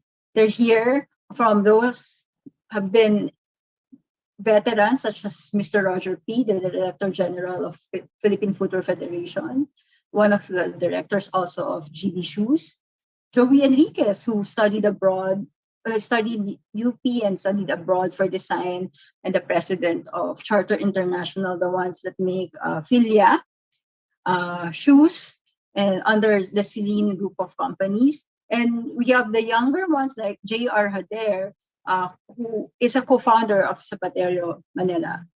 So we see different personalities who are part of the footwear ecosystem. We even have a Filipina who is a shoemaker, like a zapatero, and to be exact, in Italy, who moved his life from the Philippines to become a zapatero in Italy with the mission that perhaps someday she can come back here and make shoes from the Philippines and also teach back what she learned in Italy. But regardless of that, we have a lot of wisdom and know-how in making, and we should take advantage of that and learning from the very best of the shoemaking industry while they're still here. And that's one of the good things about this industry, is that we have a community, we have a lot of people to get support from. Some of the footwear folks we know, we have Paula Lazatin, also a shoemaker, a zapatero, in New York. And recently we've met Carla, who won the national competition on Filipino design, who studied here and also abroad and doing design of footwear. This is one of her designs. This is Carla's one of the designs, and she won. She This entry was a grand winner at the seventh Filipino footwear design competition, which later on Jerome will perhaps share more of his winning designs, because Jerome has been winning a lot of competitions abroad too. But what's interesting about the design is when you look at it, it feels like it's another boot, but it has a lot of story to tell. In fact, when you zoom into it, apparently, according to the designer, and it is something how the creative mind works, this is inspired by the Taal volcano eruption. So, how would you ever think that a Taal volcano eruption will, in fact, you can come up with a beautiful design as this and win a competition. So if you look closer to it, the texture, the color, the element apparently represents the creation process of nature. So even the beautiful gems that were added were included in here to represent that as if it's born from the destruction. And just to add to the hugot factor of this footwear, Shera, she was there during the Taal volcano eruption and attending a friend's wedding. So it seems like para a way of how to look into a more optimistic view of what had happened and turn it around to a beautiful story and have it in a shoe design. Some other designs during the Filipino footwear design competition. We have the first runner-up, Sister's Favorite. This you would see it as like a ramen bowl, but when you look into the story behind it, it's apparently a favorite food of his sister who is battling with cancer, and it's like a dedication to her sister. Another one is called Osang. So at like an initial look at it, it looks like a jeepney inspired footwear, but there's more story to it. Apparently, Osang is the name of the mother of the designer, and this shows like the strength of the mom who had found always a way to support the family, because the mom is, I believe, once upon a time or once like a barter or help out in the jeepney drivers. So designs need story. So if designs have to have a source of inspiration, and I'm sure Jerome Santa Maria later will talk more about that. But these are just some ideas of how we can be creative. Uh, some of the entries, like Awit ng Mananahi, turning into the story of how the kind of the pandemic hit the makers, how it's been challenging also with them, and how they've been really an instrument to the Filipino fashion and design industry. We have G. This one, I guess they're inspired by the of how the jeepneys were very helpful to them as their mode of transportation, and as a way of symbolizing bayanihan as well. We have Kalinaw, and this one is more of subtle translation of peace and tranquility of water and nature, and Hiblahabi. So making use of our local materials, of our weaving, of our banig into the classic design of wingtip and broguing. Even the broguing itself, it's something more Filipino. And so much more. And when you look at it, how important it is for us to be creative, how it is important that we have a story to tell. Similar with Buhay shoes, it makes it more compelling. Uh, Similar with our first ever silver award in the International Footwear Design Competition, Magdalena by Thian Rodriguez. This one was about the strength of a woman, despite having going through rough times. So there's just a lot of interesting concept that you can turn things around into a footwear or kind of draw strength from a story. And some of the other Filipino footwear folks we know, we have Talde Guzman, who finished arts degree and decided to put up her own business and also designs for her own brand. We have Mara Pinon, who is an industrial design graduate and now making and designing shoes. And of course, Tian Rodriguez, who is first a fashion designer but has ventured into footwear too.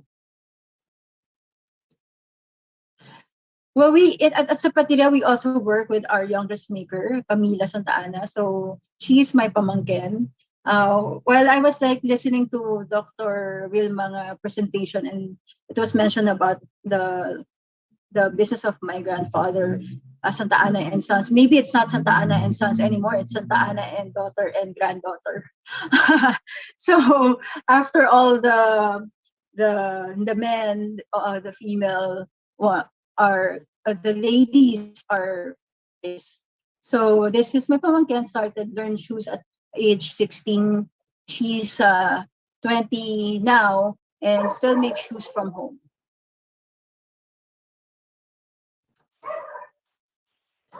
When you look at the other independent makers,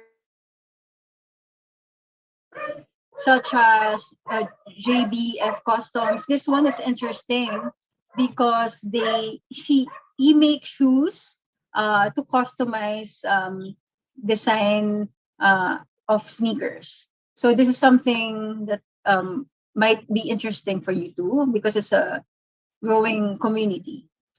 And they charge a lot for a pair of shoes. We also have another Filipino zapatero, shoemaker.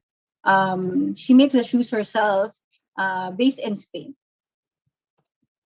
So the future of footwear will be led by you, will be led by the new generation, with the MPC spearheading a lot of the initiatives to make sure that the footwear design and development and the business component of it is integrated into the curriculum. So it looks very promising and we're very hopeful and optimistic of what's ahead. We are in search for more creative innovators because we have to find a new way of doing things, how we can make it more relevant today, and how we could still be relevant in the future, how we can make a mark in the world, from embracing our cultural identity, our own heritage, our own craft making, to making it known to the world, the talent and know-how that we have cultivated over the years. So it's very important that we will have you guys, the youth, to take part of this. And just like a closure, let me just share one of the things that we work on together with Mako Custodio, one of the designers at Zapateria.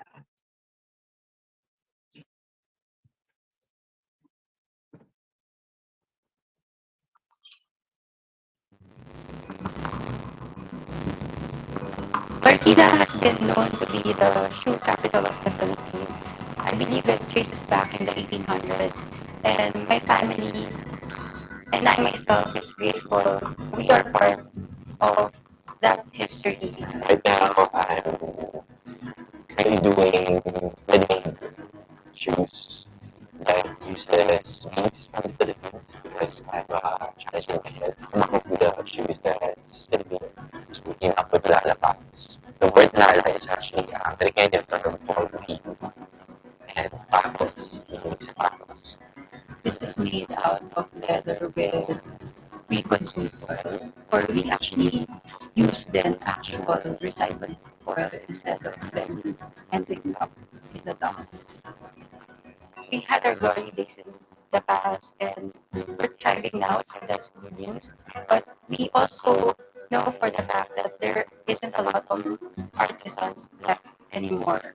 That's why our mission is really to entice and get more people interested to learn shoemaking, learn shoe designing, to spread shoemaking, and to have more footwear brands out there. I actually thought of doing something. I asked the material to help me with a pair of shoes. So I thought of an idea that, how about we come up with shoes that caters to the people needs so that they will not just like wear the shoes to special occasions, but they will just wear the shoes and appreciate on a daily basis. So we came up with a casual shoes. We want to invest in human capital development because if we have those creative talents and we don't want to just produce factory workers, we want to produce creative workers or creative entrepreneurs. I'm still here, though I am already 72 years old. Yes, and still supporting my daughter.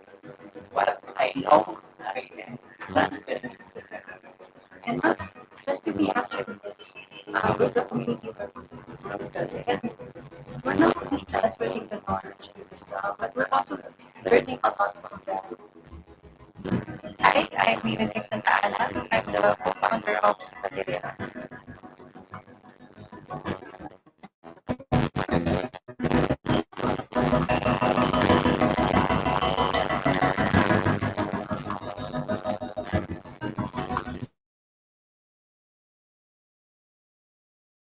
So there, I hope you were able to shed some light about what we do in Zapateria and how important it is that we continue on nurturing the new generation of creative innovators in the footwear industry in the Philippines, because there's a lot of potential with it, just like Dr. Wilma was saying earlier on. And more so, it's more relevant that we look into the new ways of doing things, how we can change also our mindset, how we could employ innovation and creativity, how we could look into the sustainability angle too, so that we can make a mark in the world.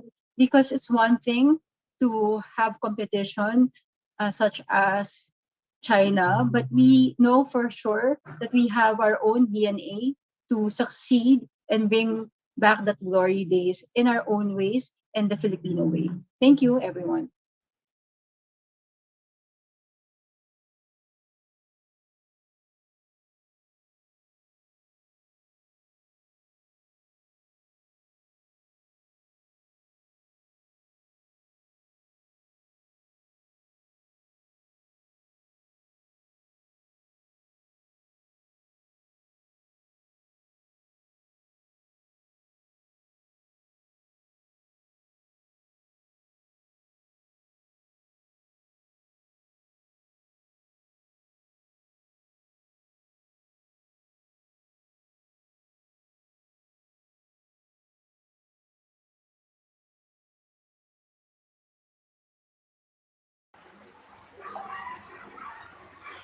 Okay, thank you very much, Ma'am Unix. We're so glad that you're again with us. And I hope that next time we could invite you again. Suki ka na ng MPC. And thank you also to Ma'am Wilma for inviting you over. We shall now move on to our next speaker. He will talk about the Filipino design inspiration and material innovation. Let us welcome Mr. Jerome Santamaria. Sir Jerome?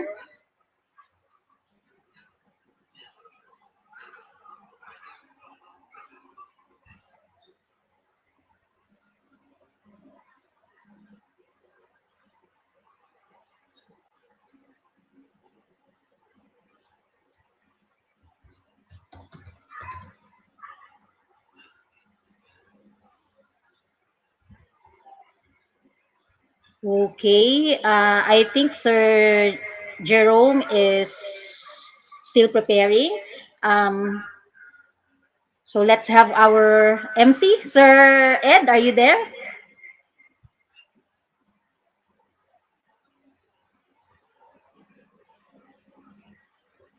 Yeah, so we're back. I'm Yeah. sorry Okay. na naputol po ang aking internet. Na-disconnect po tayo dahil sa malakas na ulanan. Since we're live, actually okay lang 'yan, no? So ayan, so we're done with Ma'am Unix, and we are now waiting for Mr. Jerome Santa Maria for his discussion about Filipino design inspiration and material innovation. Yan. So kanina, yan na maganda sana yung yung ating mga videos kanina, kaya lang may mga konting difficulties lang tayo sa internet. But we are really inspired, of course, di ba? With Ma'am Unix. Okay? We really appreciated the presentation that Ma'am Unix gave us kanina. Di ba? So once again, Ma'am, thank you again for being an inspiration and for continuing the legacy of your father and of course the whole family. You guys are really amazing, and we couldn't imagine if none of the shoe businesses in Marikina City are no longer fighting or staying in the competition. Again, we are truly grateful. Of course, ma'am, we are truly grateful, of course, that you have us. We have you, ma'am, as our inspirational speaker. Truly, sabi nga kanina, with Marikina shoe industry and you guys, we can definitely conquer the whole world, di ba? Kaya natin labanan ang globalization.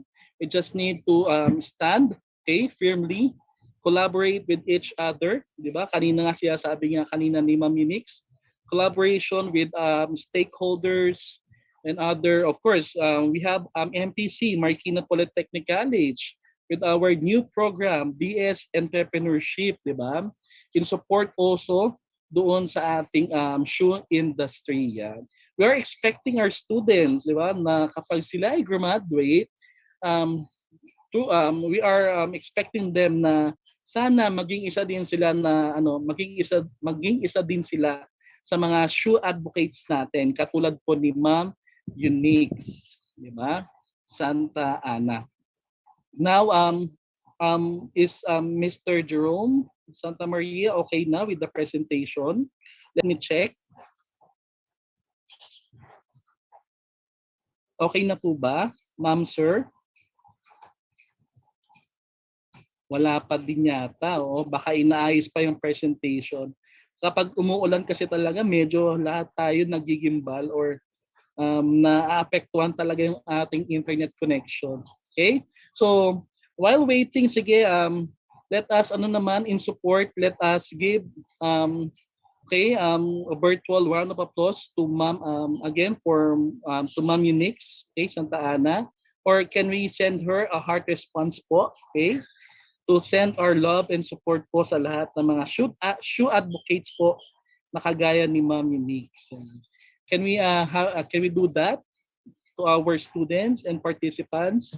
Let us share or send a heart response po, okay, in support or love to our shoe advocates. Yan. Thank you so much. Hello? Hello? Yes. Ayan po, I'm ayan. sorry. Ayan, okay. So, sir, ayan. Okay, I think Sir Jerome is okay. Sir, let Can me I share introduce my you. screen? Yes, sir. Let me introduce you, sir, ulit po. Okay. So now, we have another renowned ladies footwear designer in the field. Yeah. To further discuss nga the Filipino design, inspiration, and material innovation. Once again, of course, let's all welcome Mr. Jerome Santa Maria. Let us all give him a virtual round of applause. Yan. Take it away, Sir Jerome. Thank you. I'll just share my screen for a while po. Okay, sir. No problem.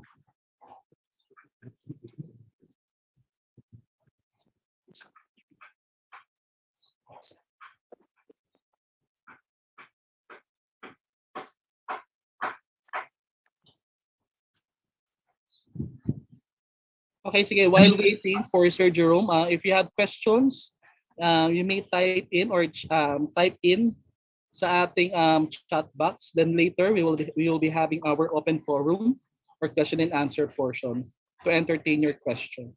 Okay. So once again, let's have Mr. Jerome Santa Maria. Sir, are you able to see my screen na po ba or not yet? Not yet, sir. Started screen sharing pa lang po. I'm sorry. It's okay, sir. Siguro, sir, malakas din ang ulan din dyan sa inyo. Okay. Kaya medyo na... Yan, yes, sir. Ay na po. Opo, nakikita na po yung inyong presentation. Take it away, sir.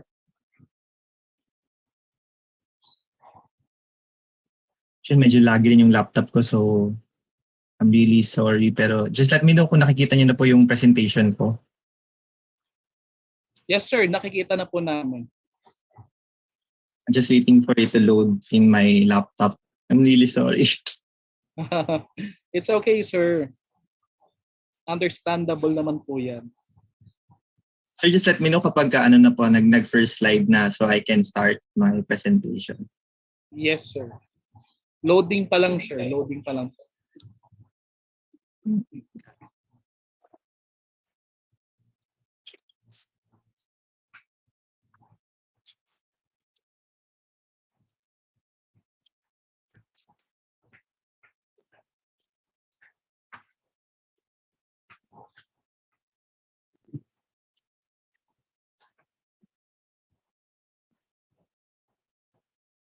And we are just having some, of course, difficulties, technical difficulties. But I'm sure malalagpasan natin yan. Di ba, sir? Malalagpasan natin yung problems and challenges sa ating shoe industry. Walang-wala yung ating mga mga napagdaanan natin dyan with our technical difficulties. Sige, sir, baka pwedeng i-play ulit natin. Hindi po siya nag-load? Kasi hindi siya nag-load eh. pag niload ko baka mag-hang yung laptop ko. Or you can present, sir. Kung okay lang sa iyo ng ganyan, sir, it's okay po. Or you can send us, sir, the PPT. Maybe I can just send the presentation. Do the presentation. Kanino yes, po sir, siya pwede sir, you may send.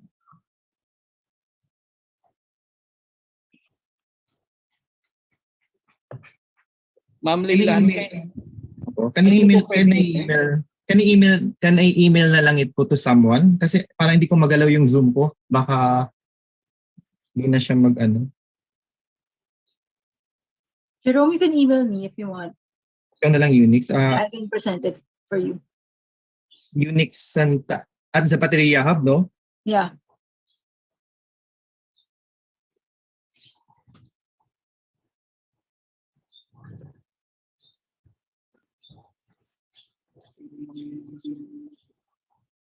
I'm really sorry po. It's okay po. Thank you po, Ma'am Unique Santa Ana for... Sure. Jerome is also one of our collaborators. In fact, we were starting at Sapatria. Nasend ko na siya Unix. Did you receive the file? Wala pa siya. I'm looking at my email right now. So I guess it's not our day. We have a lot of technical difficulties too. Yes.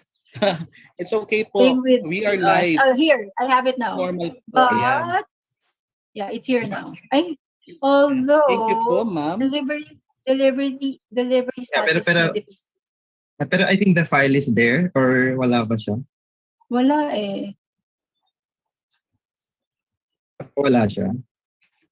Can somebody from our external linkages office help Mr. Jerome to share the PPT? Unix, I resend na ano mo ba? Pero I think I can present. I think I can present. It's loading already. Pero can you see my screen? Nakikita niyo na po yung screen ko na or hindi pa rin? Nakikita po namin, sir, kaya lang po hindi pa po siya Hindi siya gumagalaw, pero... It's not presenting or it's not moving, sir.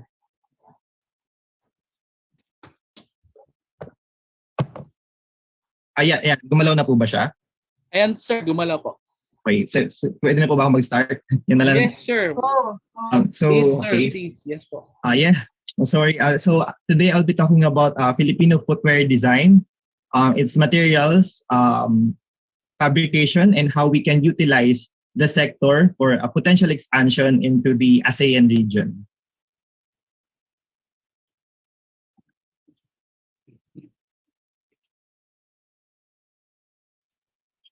So the ASEAN is the Association of Southeast Asian Nations.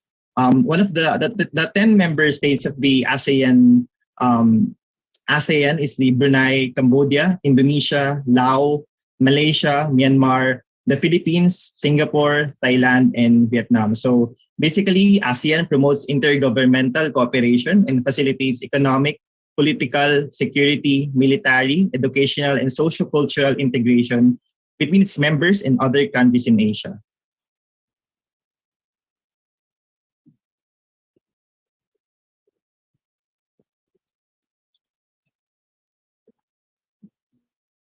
Can you see my next slide? So as of June 2021, the fifth biggest partner in export for the Philippines is Singapore. Number 6 is Thailand. Number 11 is Malaysia. Number 12 is Vietnam. For our imports, our fifth biggest import partner is Indonesia. Number 6 is Singapore. Number 7 is Thailand. Number 8 is Malaysia. Number 10 is Vietnam. So here we can see that the ASEAN member states really are vital economic partners for the Philippines.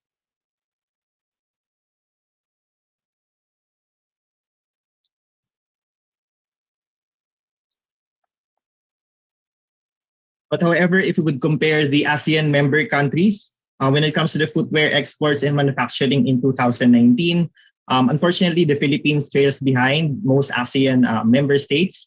The Philippines ranked 9th out of the 10 ASEAN member countries, where Vietnam leads by a very large margin at around 19 million in thousands of US dollars in the value of their footwear exports.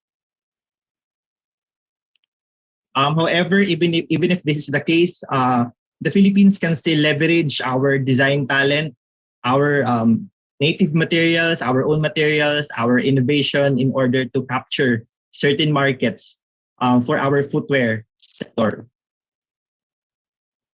And particularly the ASEAN region with our economic, geographic, and cultural similarities, the ASEAN region definitely might contain potential markets that we can tap for our footwear design sector. So design has the ability to set our product apart from the rest, from our competitors, and it has the ability to make our product more desirable for our intended market, and it has the ability to elevate our product's value. So design inspiration may come from a lot of sources. Most especially, we can tap our own Philippine culture for our design inspiration. Here we can see the ear cuff worn by our Miss Universe, Catriona Gray, inspired by the 3 stars in the sun of the Philippine flag.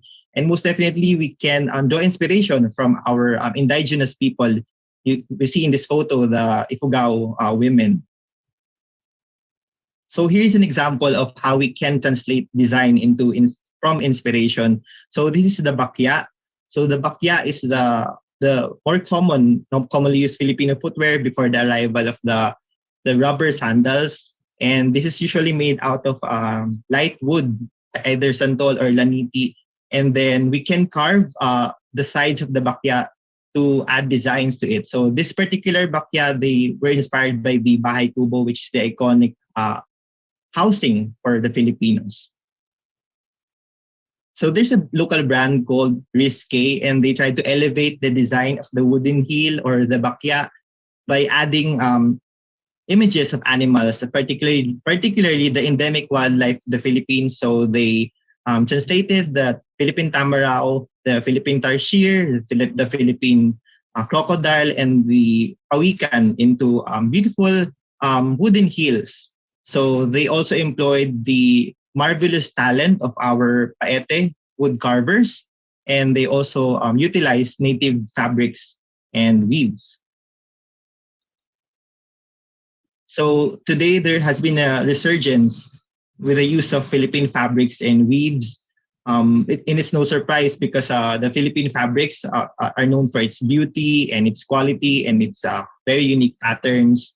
So here we can see the examples of Philippine fabrics and weaves like the Yakan, the Tiboli, the Miranao, Bilaan, Maguindanaon, the Tausug. So there we can see those are just examples of the Philippine fabrics that we have. So using the Philippine fabrics, we are able to promote our culture, and also it also gives livelihood to our indigenous weavers. So here we highlight the Yakan fabric. So the Yakan is inspired by the natural landscape surrounding Lamitan, Basilan, which is where the Yakan people came from. The geometric patterns in vivid hues are made from pineapple and abaca fibers dyed with herbal extracts, and the entire process to make the Yakan fabric is so labor intensive that it can take a week to weave just 1 meter of fabric. So we have to know the value of this fabric. So these are really made out of labor of love. So if we purchase these products, then we have to really like reciprocate it with its right value.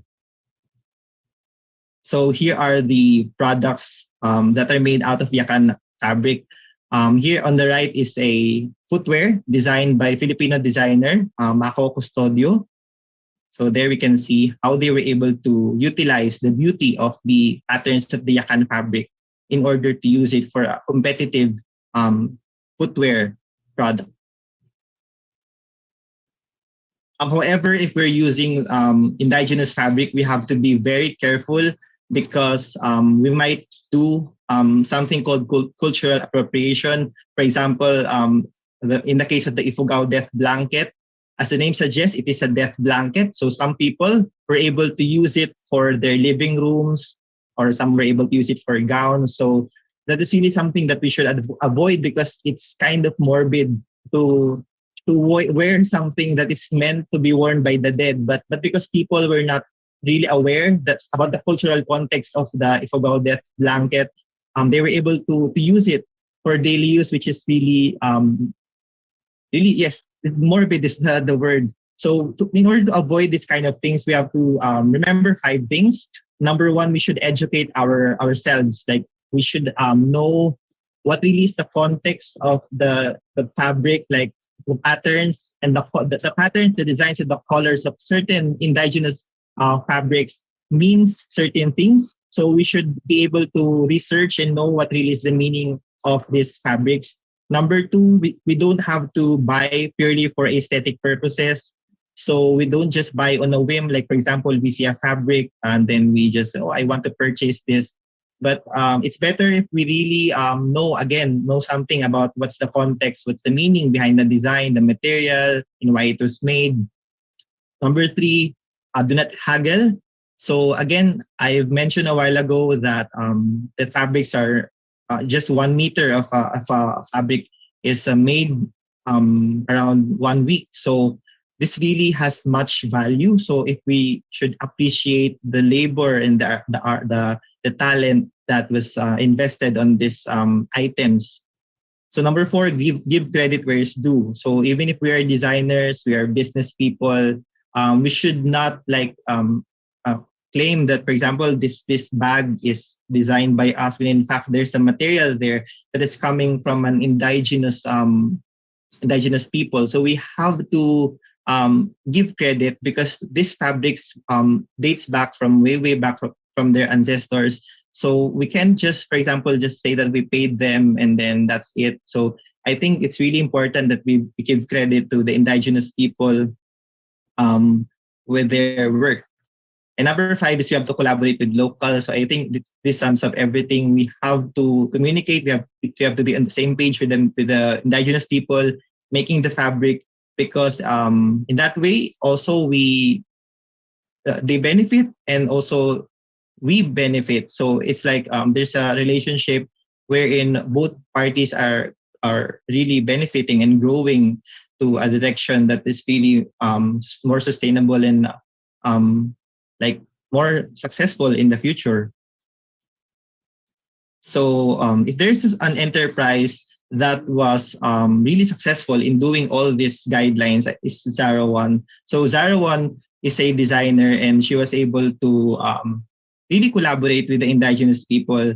The Bogobo Tagabawa tribe of Davao del Sur are her collaborators. So she was able to really showcase the tribe, and it's like it became a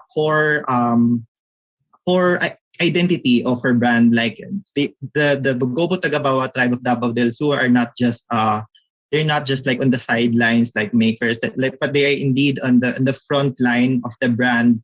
Like they really are credited for their work, for their designs, because they own really these designs. These are they have cultural ownership of this design. So Zara One was able to really give honor to them in this enterprise. So Zara One also employed Marikina shoemakers, of course, the legendary Marikina shoemakers, and she also sourced locally from Bulacan for her leather. So here we can see again Risque Designs. Risque Designs is known for utilizing the talent of the Paete carvers, because Paete Laguna is really known for their intricate and very beautiful sculptures. Although they usually do the religious sculptures, but the talent there is incredible. So Risque was able to really tap into those talent, giving the Paete wood carvers livelihood, but of course also leveraging their skill, because this design that they were able to produce is really like globally appealing. So we can tap to a lot of talent in the Philippines to really make our product competitive. Here we can see that this heel somehow is like looking like a carved heel, but this is actually my work.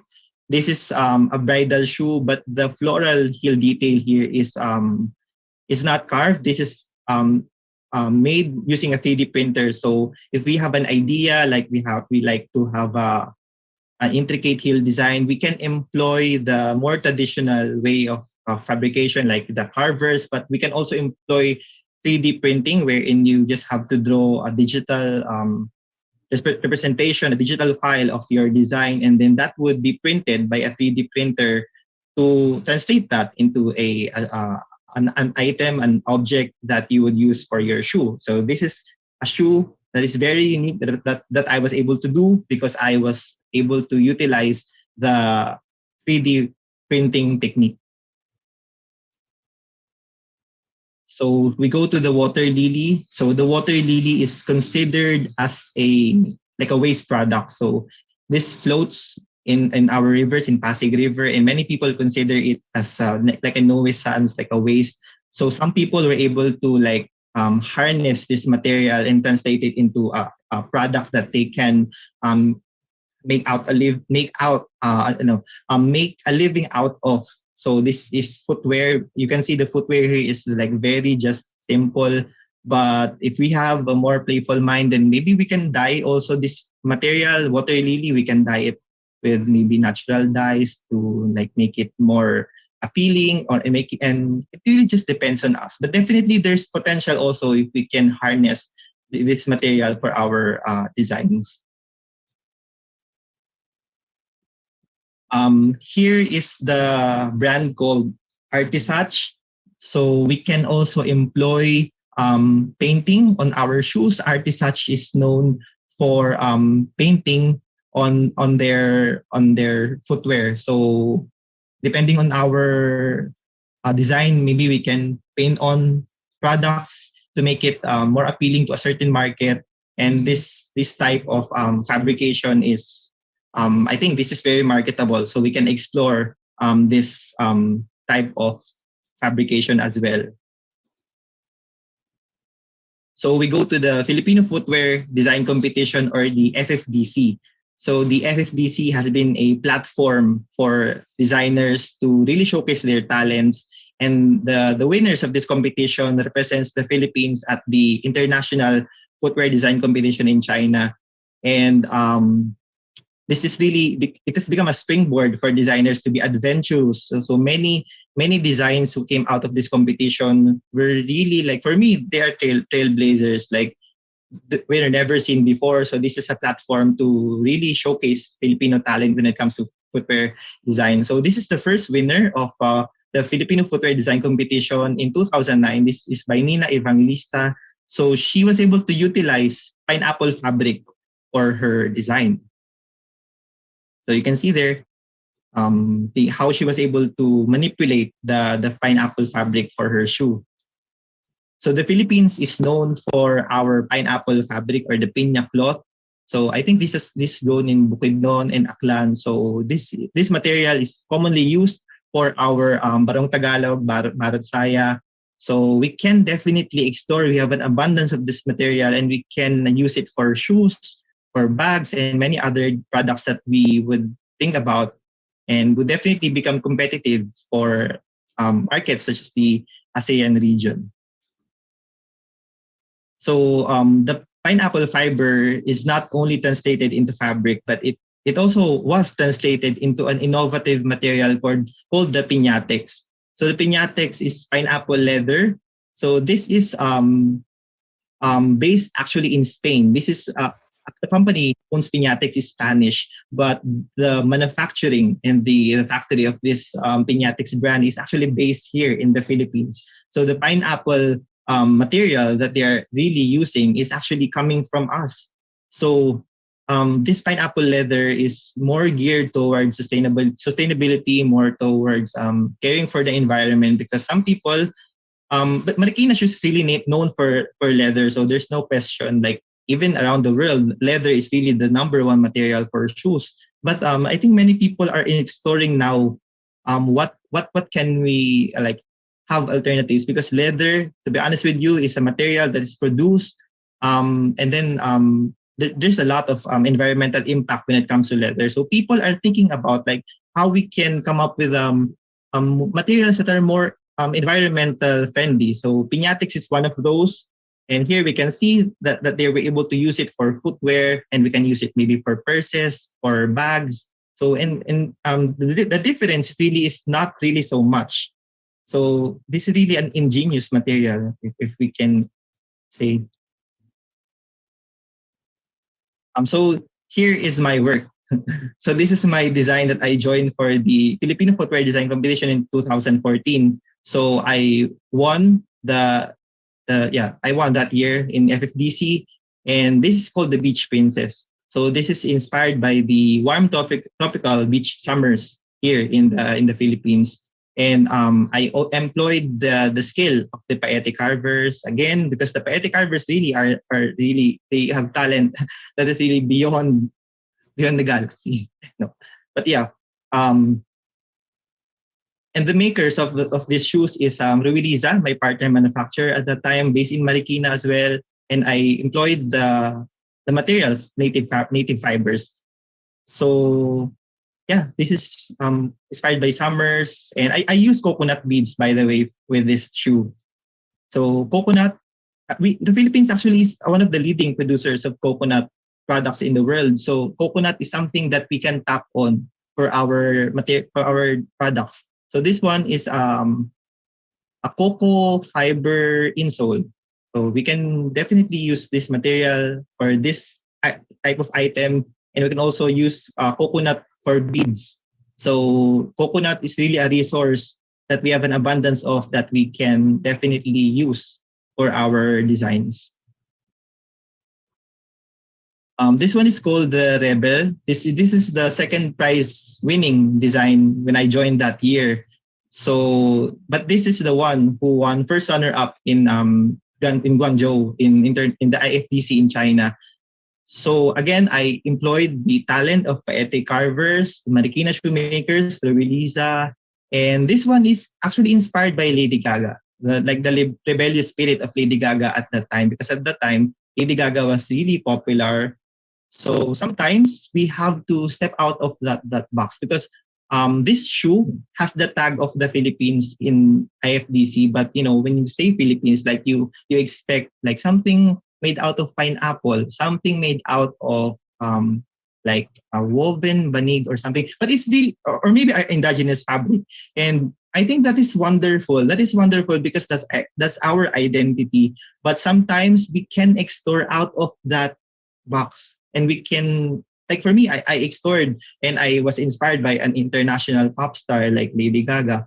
And this shoe was able to capture the attention of the jury. So maybe there are times that we can really step out of that box and really explore more design inspirations to make our work and designs like more appealing to a certain audience. So in 2016, I also had the opportunity to join in a competition in Thailand, our co-ASEAN member country, Thailand. So this one is called Bloom.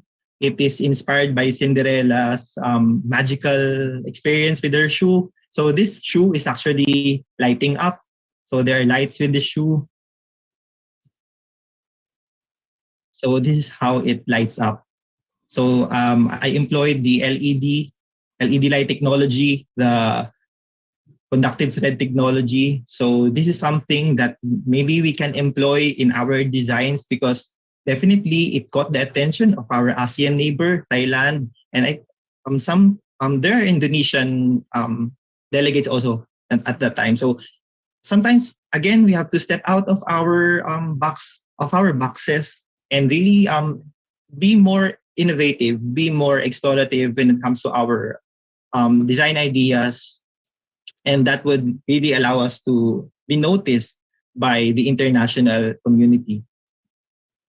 So if you notice, there's a floral detail again on the heel, and this has been like a signature of mine. So I employed the technology of the vacuform. So the vacuform is developed by industrial designer John Trumantan, which is my professor in UP Diliman.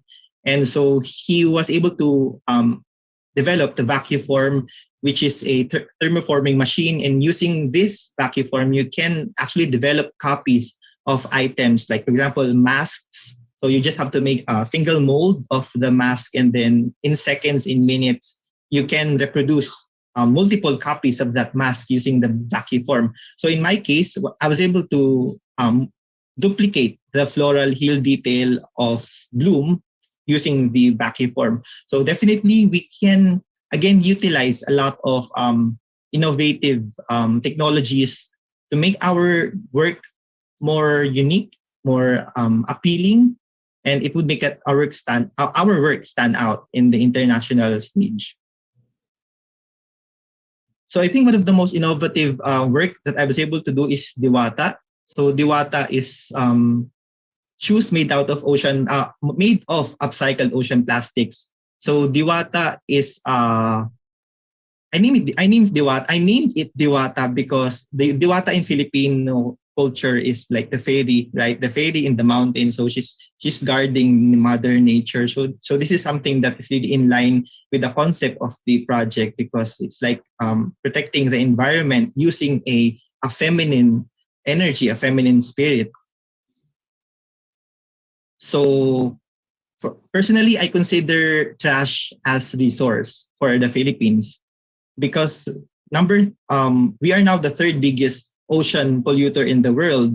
We have 0.75 million tons of plastic trash floating in our oceans. And we can see there our neighboring countries, ASEAN countries, Indonesia and Vietnam, also ranking very high when it comes to ocean plastic pollution. So I consider these plastics as resource, unfortunately. Like these plastics are floating in our oceans, and then they degrade into microplastics, and these microplastics are being eaten by fishes and marine life. So it really would happen that it would have a domino effect to us, because we also eat aquatic life.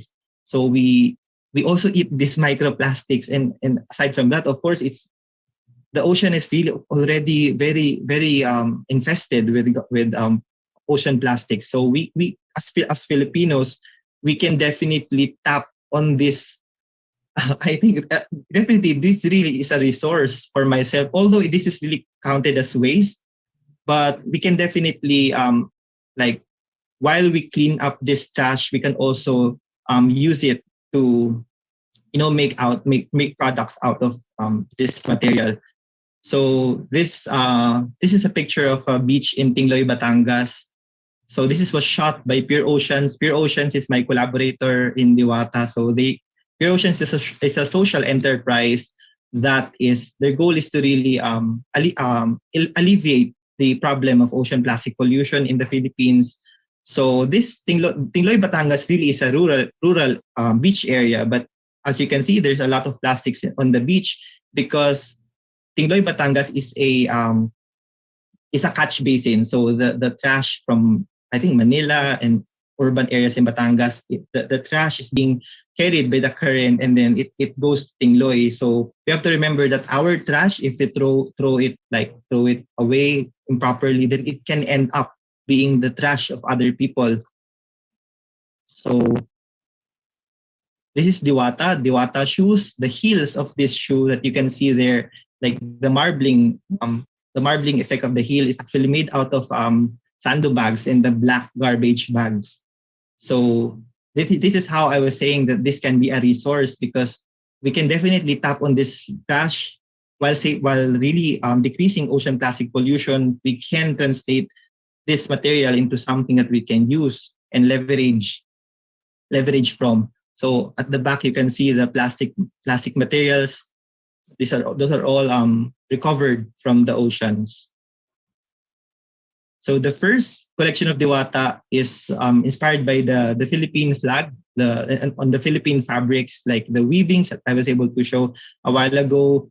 So the inspiration really always start. I think for myself, if I would think about a design, I always almost instinctively starts with the Philippines. So for the first collection of Diwata, I took inspiration from the Philippine flag.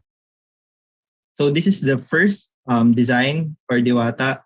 So you can see there the colors of the flag was evident on the shoe, and then the shoe upper, the weaving has like the weaving is made out of plastics, the sandbags from the market. So this is also the second design. So again, it's evident the weaving patterns of the Philippine fabrics. And this is the third design. And again, we can see how it was inspired by the Philippine fabrics with this shoe. So Diwata entered the Design to Business Startup Bootcamp in Taiwan, and it was able to win third place there. And Thailand, our ASEAN member country, won first and second. So,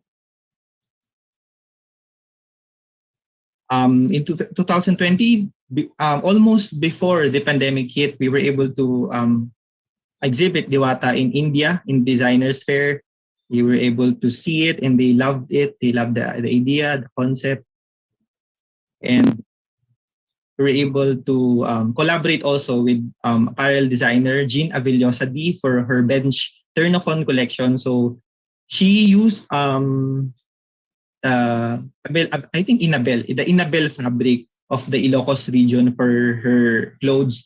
And so that we also applied Diwata. We applied the Inabel Aloco with the Diwata shoes. So this is another interesting collaboration that we did. So this is the second look. So the Diwata heels here is made out of white sandbags and black garbage bags. So yeah, I think that would be the end of my presentation. And definitely we just have to be more adventurous and explorative with our designs, and we have to know our market. Like we are now living in an era where there's Facebook, there's YouTube, Instagram, so we can definitely reach a lot of people more than ever. We just have to really be just have the skill to really search diligently, then have the instinct like what market I want to tap. Like for example, I want to tap Malaysia. Then Malaysian people don't really they are Islamic, so they don't really wear like for example pig skin. So we have to be aware of those things. And culturally, geographically, economically, we're brothers and sisters. So we can definitely it's easier for us to really tap into the ASEAN market. So I think that would be all of my presentation. Good morning, everyone.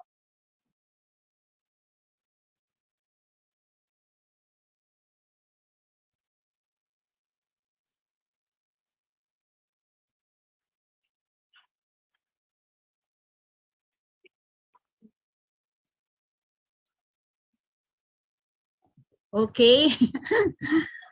Thank you very much, Sir Jerome. I think Sir Ed is still trying to reconnect. Okay, so So ba yung presentation ko? Narinig? Hello? okay naman po. Oh, thank you po. Okay naman po. Okay, so we shall proceed to our Q&A for all our speakers. Okay, for those who have questions, maybe you could open your microphone. I saw one question from Ma'am Emeline de la Paz. Is vacuform already available in the market? Yes po. Available na po siya. Okay, so Ma'am, pwede ka nang bumili. Hirap na lang. Actually, I think you can rent po. I think there are people who have their, pinaparent po nila there are people. Maybe I can connect you po with those people who are open to rent yung vacuform po nila. Okay, sir. Are there other questions? You are allowed to turn on your microphone for you to give your questions while we're waiting for Sir Ed.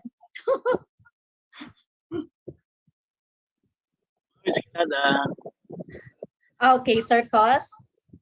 You tell us to whom are you addressing your question so our speakers could respond to you. Yeah, actually, nasagot na ng speaker natin, si Ma'am Santa Ana. O i-ano ko lang, i-open ko lang yung question ko sa public na since yun nga pino-promote natin yung sapatos ng Marikina. Ang question ko doon although nasagot niya na, i-reiterate ko lang ulit. Since we are promoting the Marikina shoes, dito kasi sa amin sa Pasig, sabi ko lang if Marikina Council can duplicate yung ginagawa dito sa Pasig Council ng aming former Mayor Bobby Eusebio, I think diyan nga siya kumukuha sa Marikina Kasi dito sa amin sa Pasig, yung public elementary school at saka yung public high school, buong Pasig libre taon-taon yung shoes dito, yung leather shoes and yung rubber shoes para sa mga estudyante. Grade 3 grade 3 mula kinder hanggang 4th year high school. Sa buong Pasig yan, buong Pasig public school. So with that, napopromote yung sapatos, and I know na mukhang dyan ata sa Marikina kumukuha yan. Ibig ko sabihin kung magagaya dyan na sa Marikina, although taga dito ako sa Pasig, na dyan din ay malibre yung mga kabataan natin na lalo sa public school, yung mahihirap, libre yung anong tawag, leather shoes at saka yung rubber shoes. At kung pwede, sama na rin yung MPCing mahal, no? Yung ating mga estudyante sa syempre bilong din yan sa medyo mga mababang estado ng buhay natin. Kumalibre din yung mga MPC natin na college students, kung ano din yung senior high, kumalibre din sila dito sa City Council ng Marikina kung mapag-usapan. Although inilalabi na nga daw yan ang sabi ni Ma'am Santana. And then yung faculty pwede rin siguro bigyan ng 50% discount. Totally part ng uniform. Yun lang yung aking dito Okay. Ma'am Skilada. Thank you, please. Thank you very much, Sir Cos, for sharing that. Maybe through the faculty association, you could help us, or you could help Zapateria to make that a reality. Okay. Are there other questions? Do we have other questions, po? Okay. Let me just read. Ano ba? Ma'am Emeline de la Paz. Oo, sige. Request natin na sana magkaroon ng vacuum form ang GFD and entrepreneurship, no? BS entrepreneurship ng vacuum form. Okay. Mahal po ba yon, Sir Jerome? Parang the latest I know, parang nasa 30,000 po yung per unit po. Okay, kayang-kaya pala ng BS Entrepreneurship course. Okay. Meron pa po ba mga questions sa ating mga speakers? Kay Dr. Wilma, kay Ma'am Santa Ana, at kay Sir Santa Maria, or kay Ma'am Eunice and Sir Jerome. Meron pa po ba kayong questions? Do we have other questions? And looking into the chat box, meron wala na akong makitang question, but of course, thank you. Congratulations daw po sa ating speakers. I hope you could also go over our chat box. You could see their words of gratitude from our faculty and from our students. Okay. So maybe we could have Sir Jerome. Do you have any other last words po, since we don't have questions from our participants? Last words for this webinar, ha? Baka bigyan kasi ng ibang meaning. Last word for our participants in this webinar.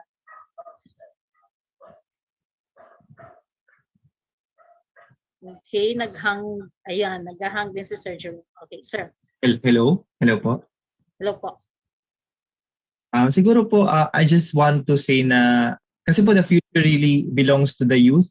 So we have to really train them to be competitive po. Like, kasi we're in a global, parang, we have to really compete globally po. So we have to train them to be competitive and to also be entrepreneurial. Kasi po, parang it would be the future po talaga to, medyo na ko. Pero yeah, basically yun po talaga just to make our youth competitive in maybe in design, in education, lahat po, in all aspects, so they can really, when they grow up, they would really carry the flag of our country, na talagang to build a future for our country, no matter how bad ano po yung present natin ngayon. Kasi we always change the future po talaga if we can, train ourselves to be competitive. Yes, More or less. That's correct, sir. Okay, thank you for that. What about from Ma'am Eunice? Do you have any message, more things to say, or last words for the participants? Last words for just this webinar, Yes, right? for the webinar. Not... Well, definitely, I mean, it's always a nice thing whenever we get to talk about shoes and beyond, like when we get to exchange our ideas and love and our optimism and hope for the footwear industry. So webinars like this gives us a lot of hope, and I feel more inspired that the future is really bright for the footwear industry, and more so that the academe is very progressive and active to play a vital role in this endeavor, because like what Jerome said and what we have been telling earlier on, it's very important that the new generation takes part of this movement. And that also entails that we need to also look into how we can differentiate ourselves in the global space. So it might not be we need to do what they're doing, but we have to find what's uniquely ours. So it traces back to how we can be creative, how we can be innovative, what makes Filipino designs, what makes Filipino creations heartfelt, because we have that soul that nobody has, and we can leverage on that.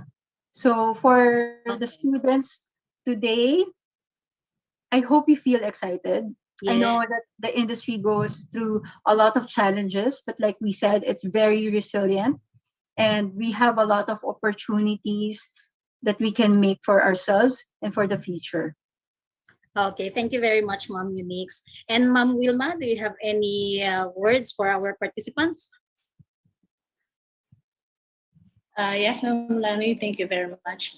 On behalf of the SLDC office, surely we will continue to inspire the young generation to look into footwear business and to promote our local footwear industry, and to all the students who are in this seminar or webinar, continue to support locals.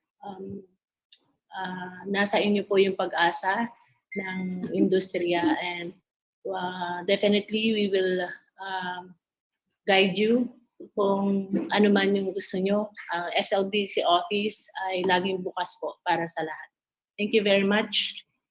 Salamat, ma'am. Okay, so let us now move on to the next part of the program, which is the virtual awarding of certificates. May I request the head of SLDC, Ma'am Mary Grace Gonyo. Yes, ma'am. Good afternoon po sa lahat. For the awarding of certificates, so we have Marikina Polytechnic College Certificate of Recognition is awarded to Dr. Wilma A. Balbarais for her important contribution and valuable sharing of knowledge as resource speaker in the webinar entitled Status of the Marikina Shoe Industry, held on August 24, 2021 via Zoom in celebration of the ASEAN month with the theme Padiak Moving Forward, Claiming Victory for Philippine Higher Education, MPC in the ASEAN community. Given this day, 24th day of August 2021 at Marikina Polytechnic College, and to be signed by Attorney Lily Freda M. Milas, CESFOR, OIC, Office of the Deputy Executive Director, Commission on Higher Education, OIC, Office of the President, MPC.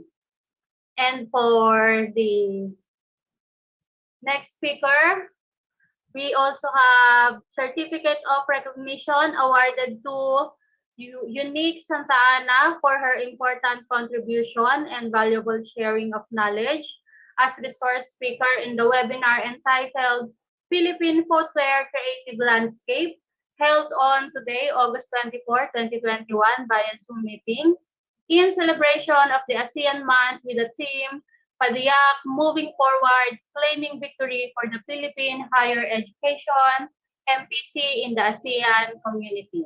Also given this day, 24th day of August 2021 at Marikina Polytechnic College, also to be signed by our attorney, Lily Freda M. Milia, CESOFOR, OIC, Office of the Deputy Executive Director, Commission on Higher Education, and an OIC, Office of the President, MPC. And for the last certificate to be awarded to our last speaker, Mr. Jerome Santamaria, for his important contribution and valuable sharing of knowledge as resource speaker in the webinar, also entitled Philippine Footwear Creative Landscape, held also today, August 24, 2021 via Zoom, in celebration of the ASEAN month with the theme Padiak Moving Forward, Claiming Victory for Philippine Higher Education, MPC in the ASEAN community. Also given today, August 24, 2021 at Marikina Polytechnic College, and to be signed also by our attorney, Lily Freda M. Mila, CESOFOR, OIC, Office of the Deputy Executive Director, Commission on Higher Education, and an OIC, Office of the President, NPC. So again po, thank you very much to our resource speakers, and congrats. Okay. Thank you very much, Ma'am Gonyo, for the awarding, for the virtual awarding of certificate. We shall be distributing we shall be sending through courier the physical copies of these certificates. Okay, So the last part of our program is the evaluation. Oh, okay, it's me. Okay. So it's the closing remarks by me. Okay. Um, First of all, I would like to thank all those who attended this webinar. Thank you for always supporting our endeavors, both the SLDC and the External Linkages Office. And I do agree with all the speakers saying that we need to really embrace our dying culture, which is the shoe industry. And nobody could actually do that well but the future generation, or the present and the future generation. And I hope that we got a lot of inspirations from what was shared to us by Ma'am Unique Santa Ana and Sir Jerome Santa Maria. Ang ganda ng mga designs ni Sir Jerome, no? And natutuwa ako for using, kasi we're finally using the local materials instead of leather. There's this yakan, the pinyatex, the native fibers, the coconut beads. Nakakatuwa, and parang for those who are really into craft would really be inspired to make use of these local products. And for Ma'am Unix, thank you for being there, no? Kasi talagang dapat future yung next generation talaga magpapatuloy ng at mangangalaga ng shoe industry in Marikina. And I say that we could really be definitely at par with other countries in the world manufacturing or making making shoes or leather goods or leather crafts. Okay. As long as there are people supporting the shoe industry in Marikina will never die. Okay. So thank you again to our dear speakers, to Ma'am Wilma for presenting us the status of the shoe industry in Marikina, to Ma'am Unique Santa Ana, and to Sir Jerome Santa Maria. Our OIC president would like to tell you that that she hopes we could sit together, sit virtually in a meeting with the Department of Trade and Industry, Ma'am Unique, Ma'am Wilma, and Sir Jerome, para we could have partnership regarding this endeavor about our shoe industry, reviving our shoe industry. Pwede po ba kaya yon, Ma'am Unique, Ma'am Wilma, Sir Jerome? More than willing to. Yes. We'll try to set that up. Ma'am Wilma, set na natin ang partnership Yes with po. them. We are discussing the MOA po with Zapateria na po. Zapateria. Okay, thank you very much. Okay po, so we'll have more of these partnerships in the partnership in the future. Okay, so that's for my closing remarks. And let's move on to the last part, which is the evaluation of this webinar.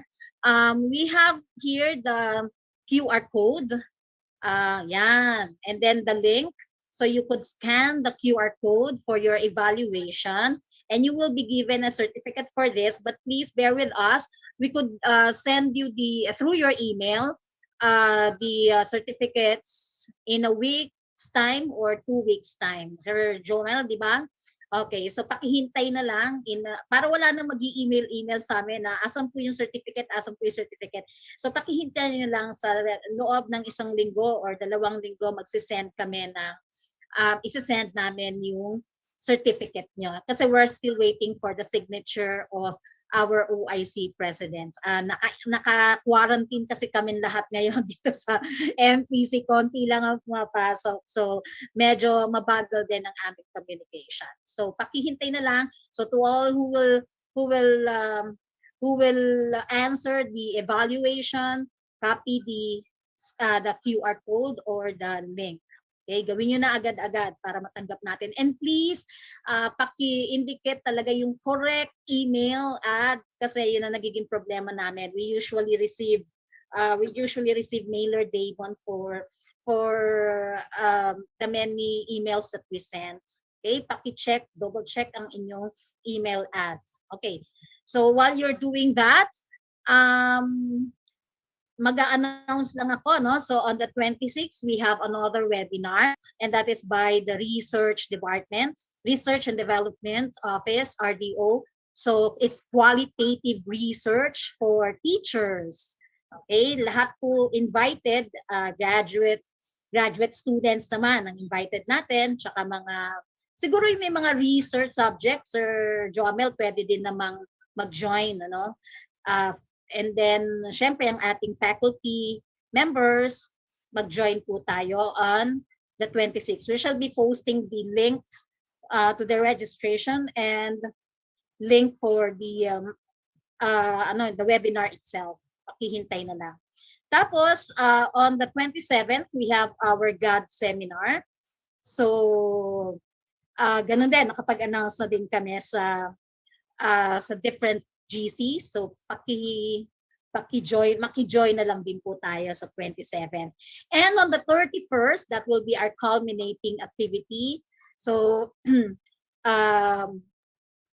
magpo-post na din po kami ng digital poster for that, and we invite you to join. For that will be the awarding of the winners in the skills skills contest, sir, of FSM. O nga pala, meron panoorin nyo sa FB Live and YouTube yung competition namin for FSM students. FSM pala ngayon kasi mahirap naman magpa-welding, no, ng mahirap yung unlike pagka-cooking kasi or ano, pwede sa bahay. Eh kung may welding kayo sa bahay, pwede siguro din tayo mag-weld. Pero wala pa. Anyway, okay. So meron din tayong for the History Month. August is also History Month, ASEAN Month, and Filipino Month din, ano.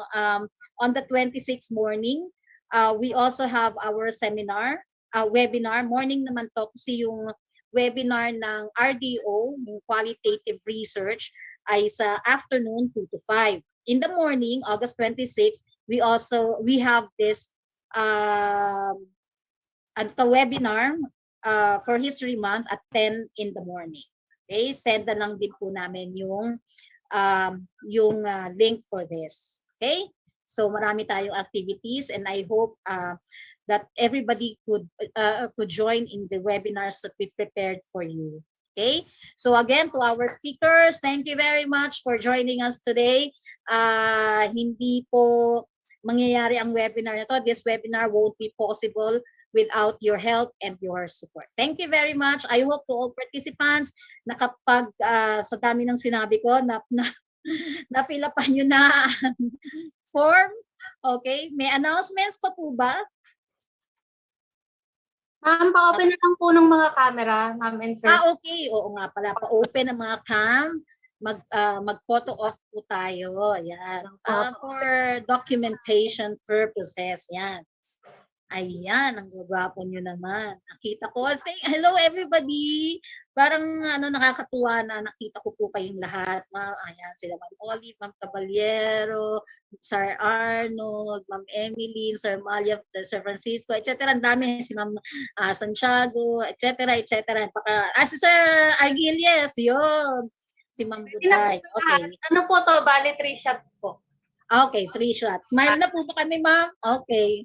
Magaganda po tayong lahat, tsaka mga gwapo, ma'am. Okay na po. 1, 2, 3, smile. Wait lang po.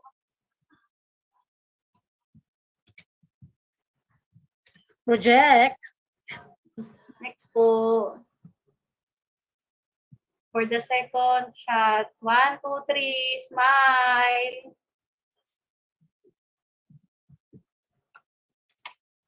Wait lang po.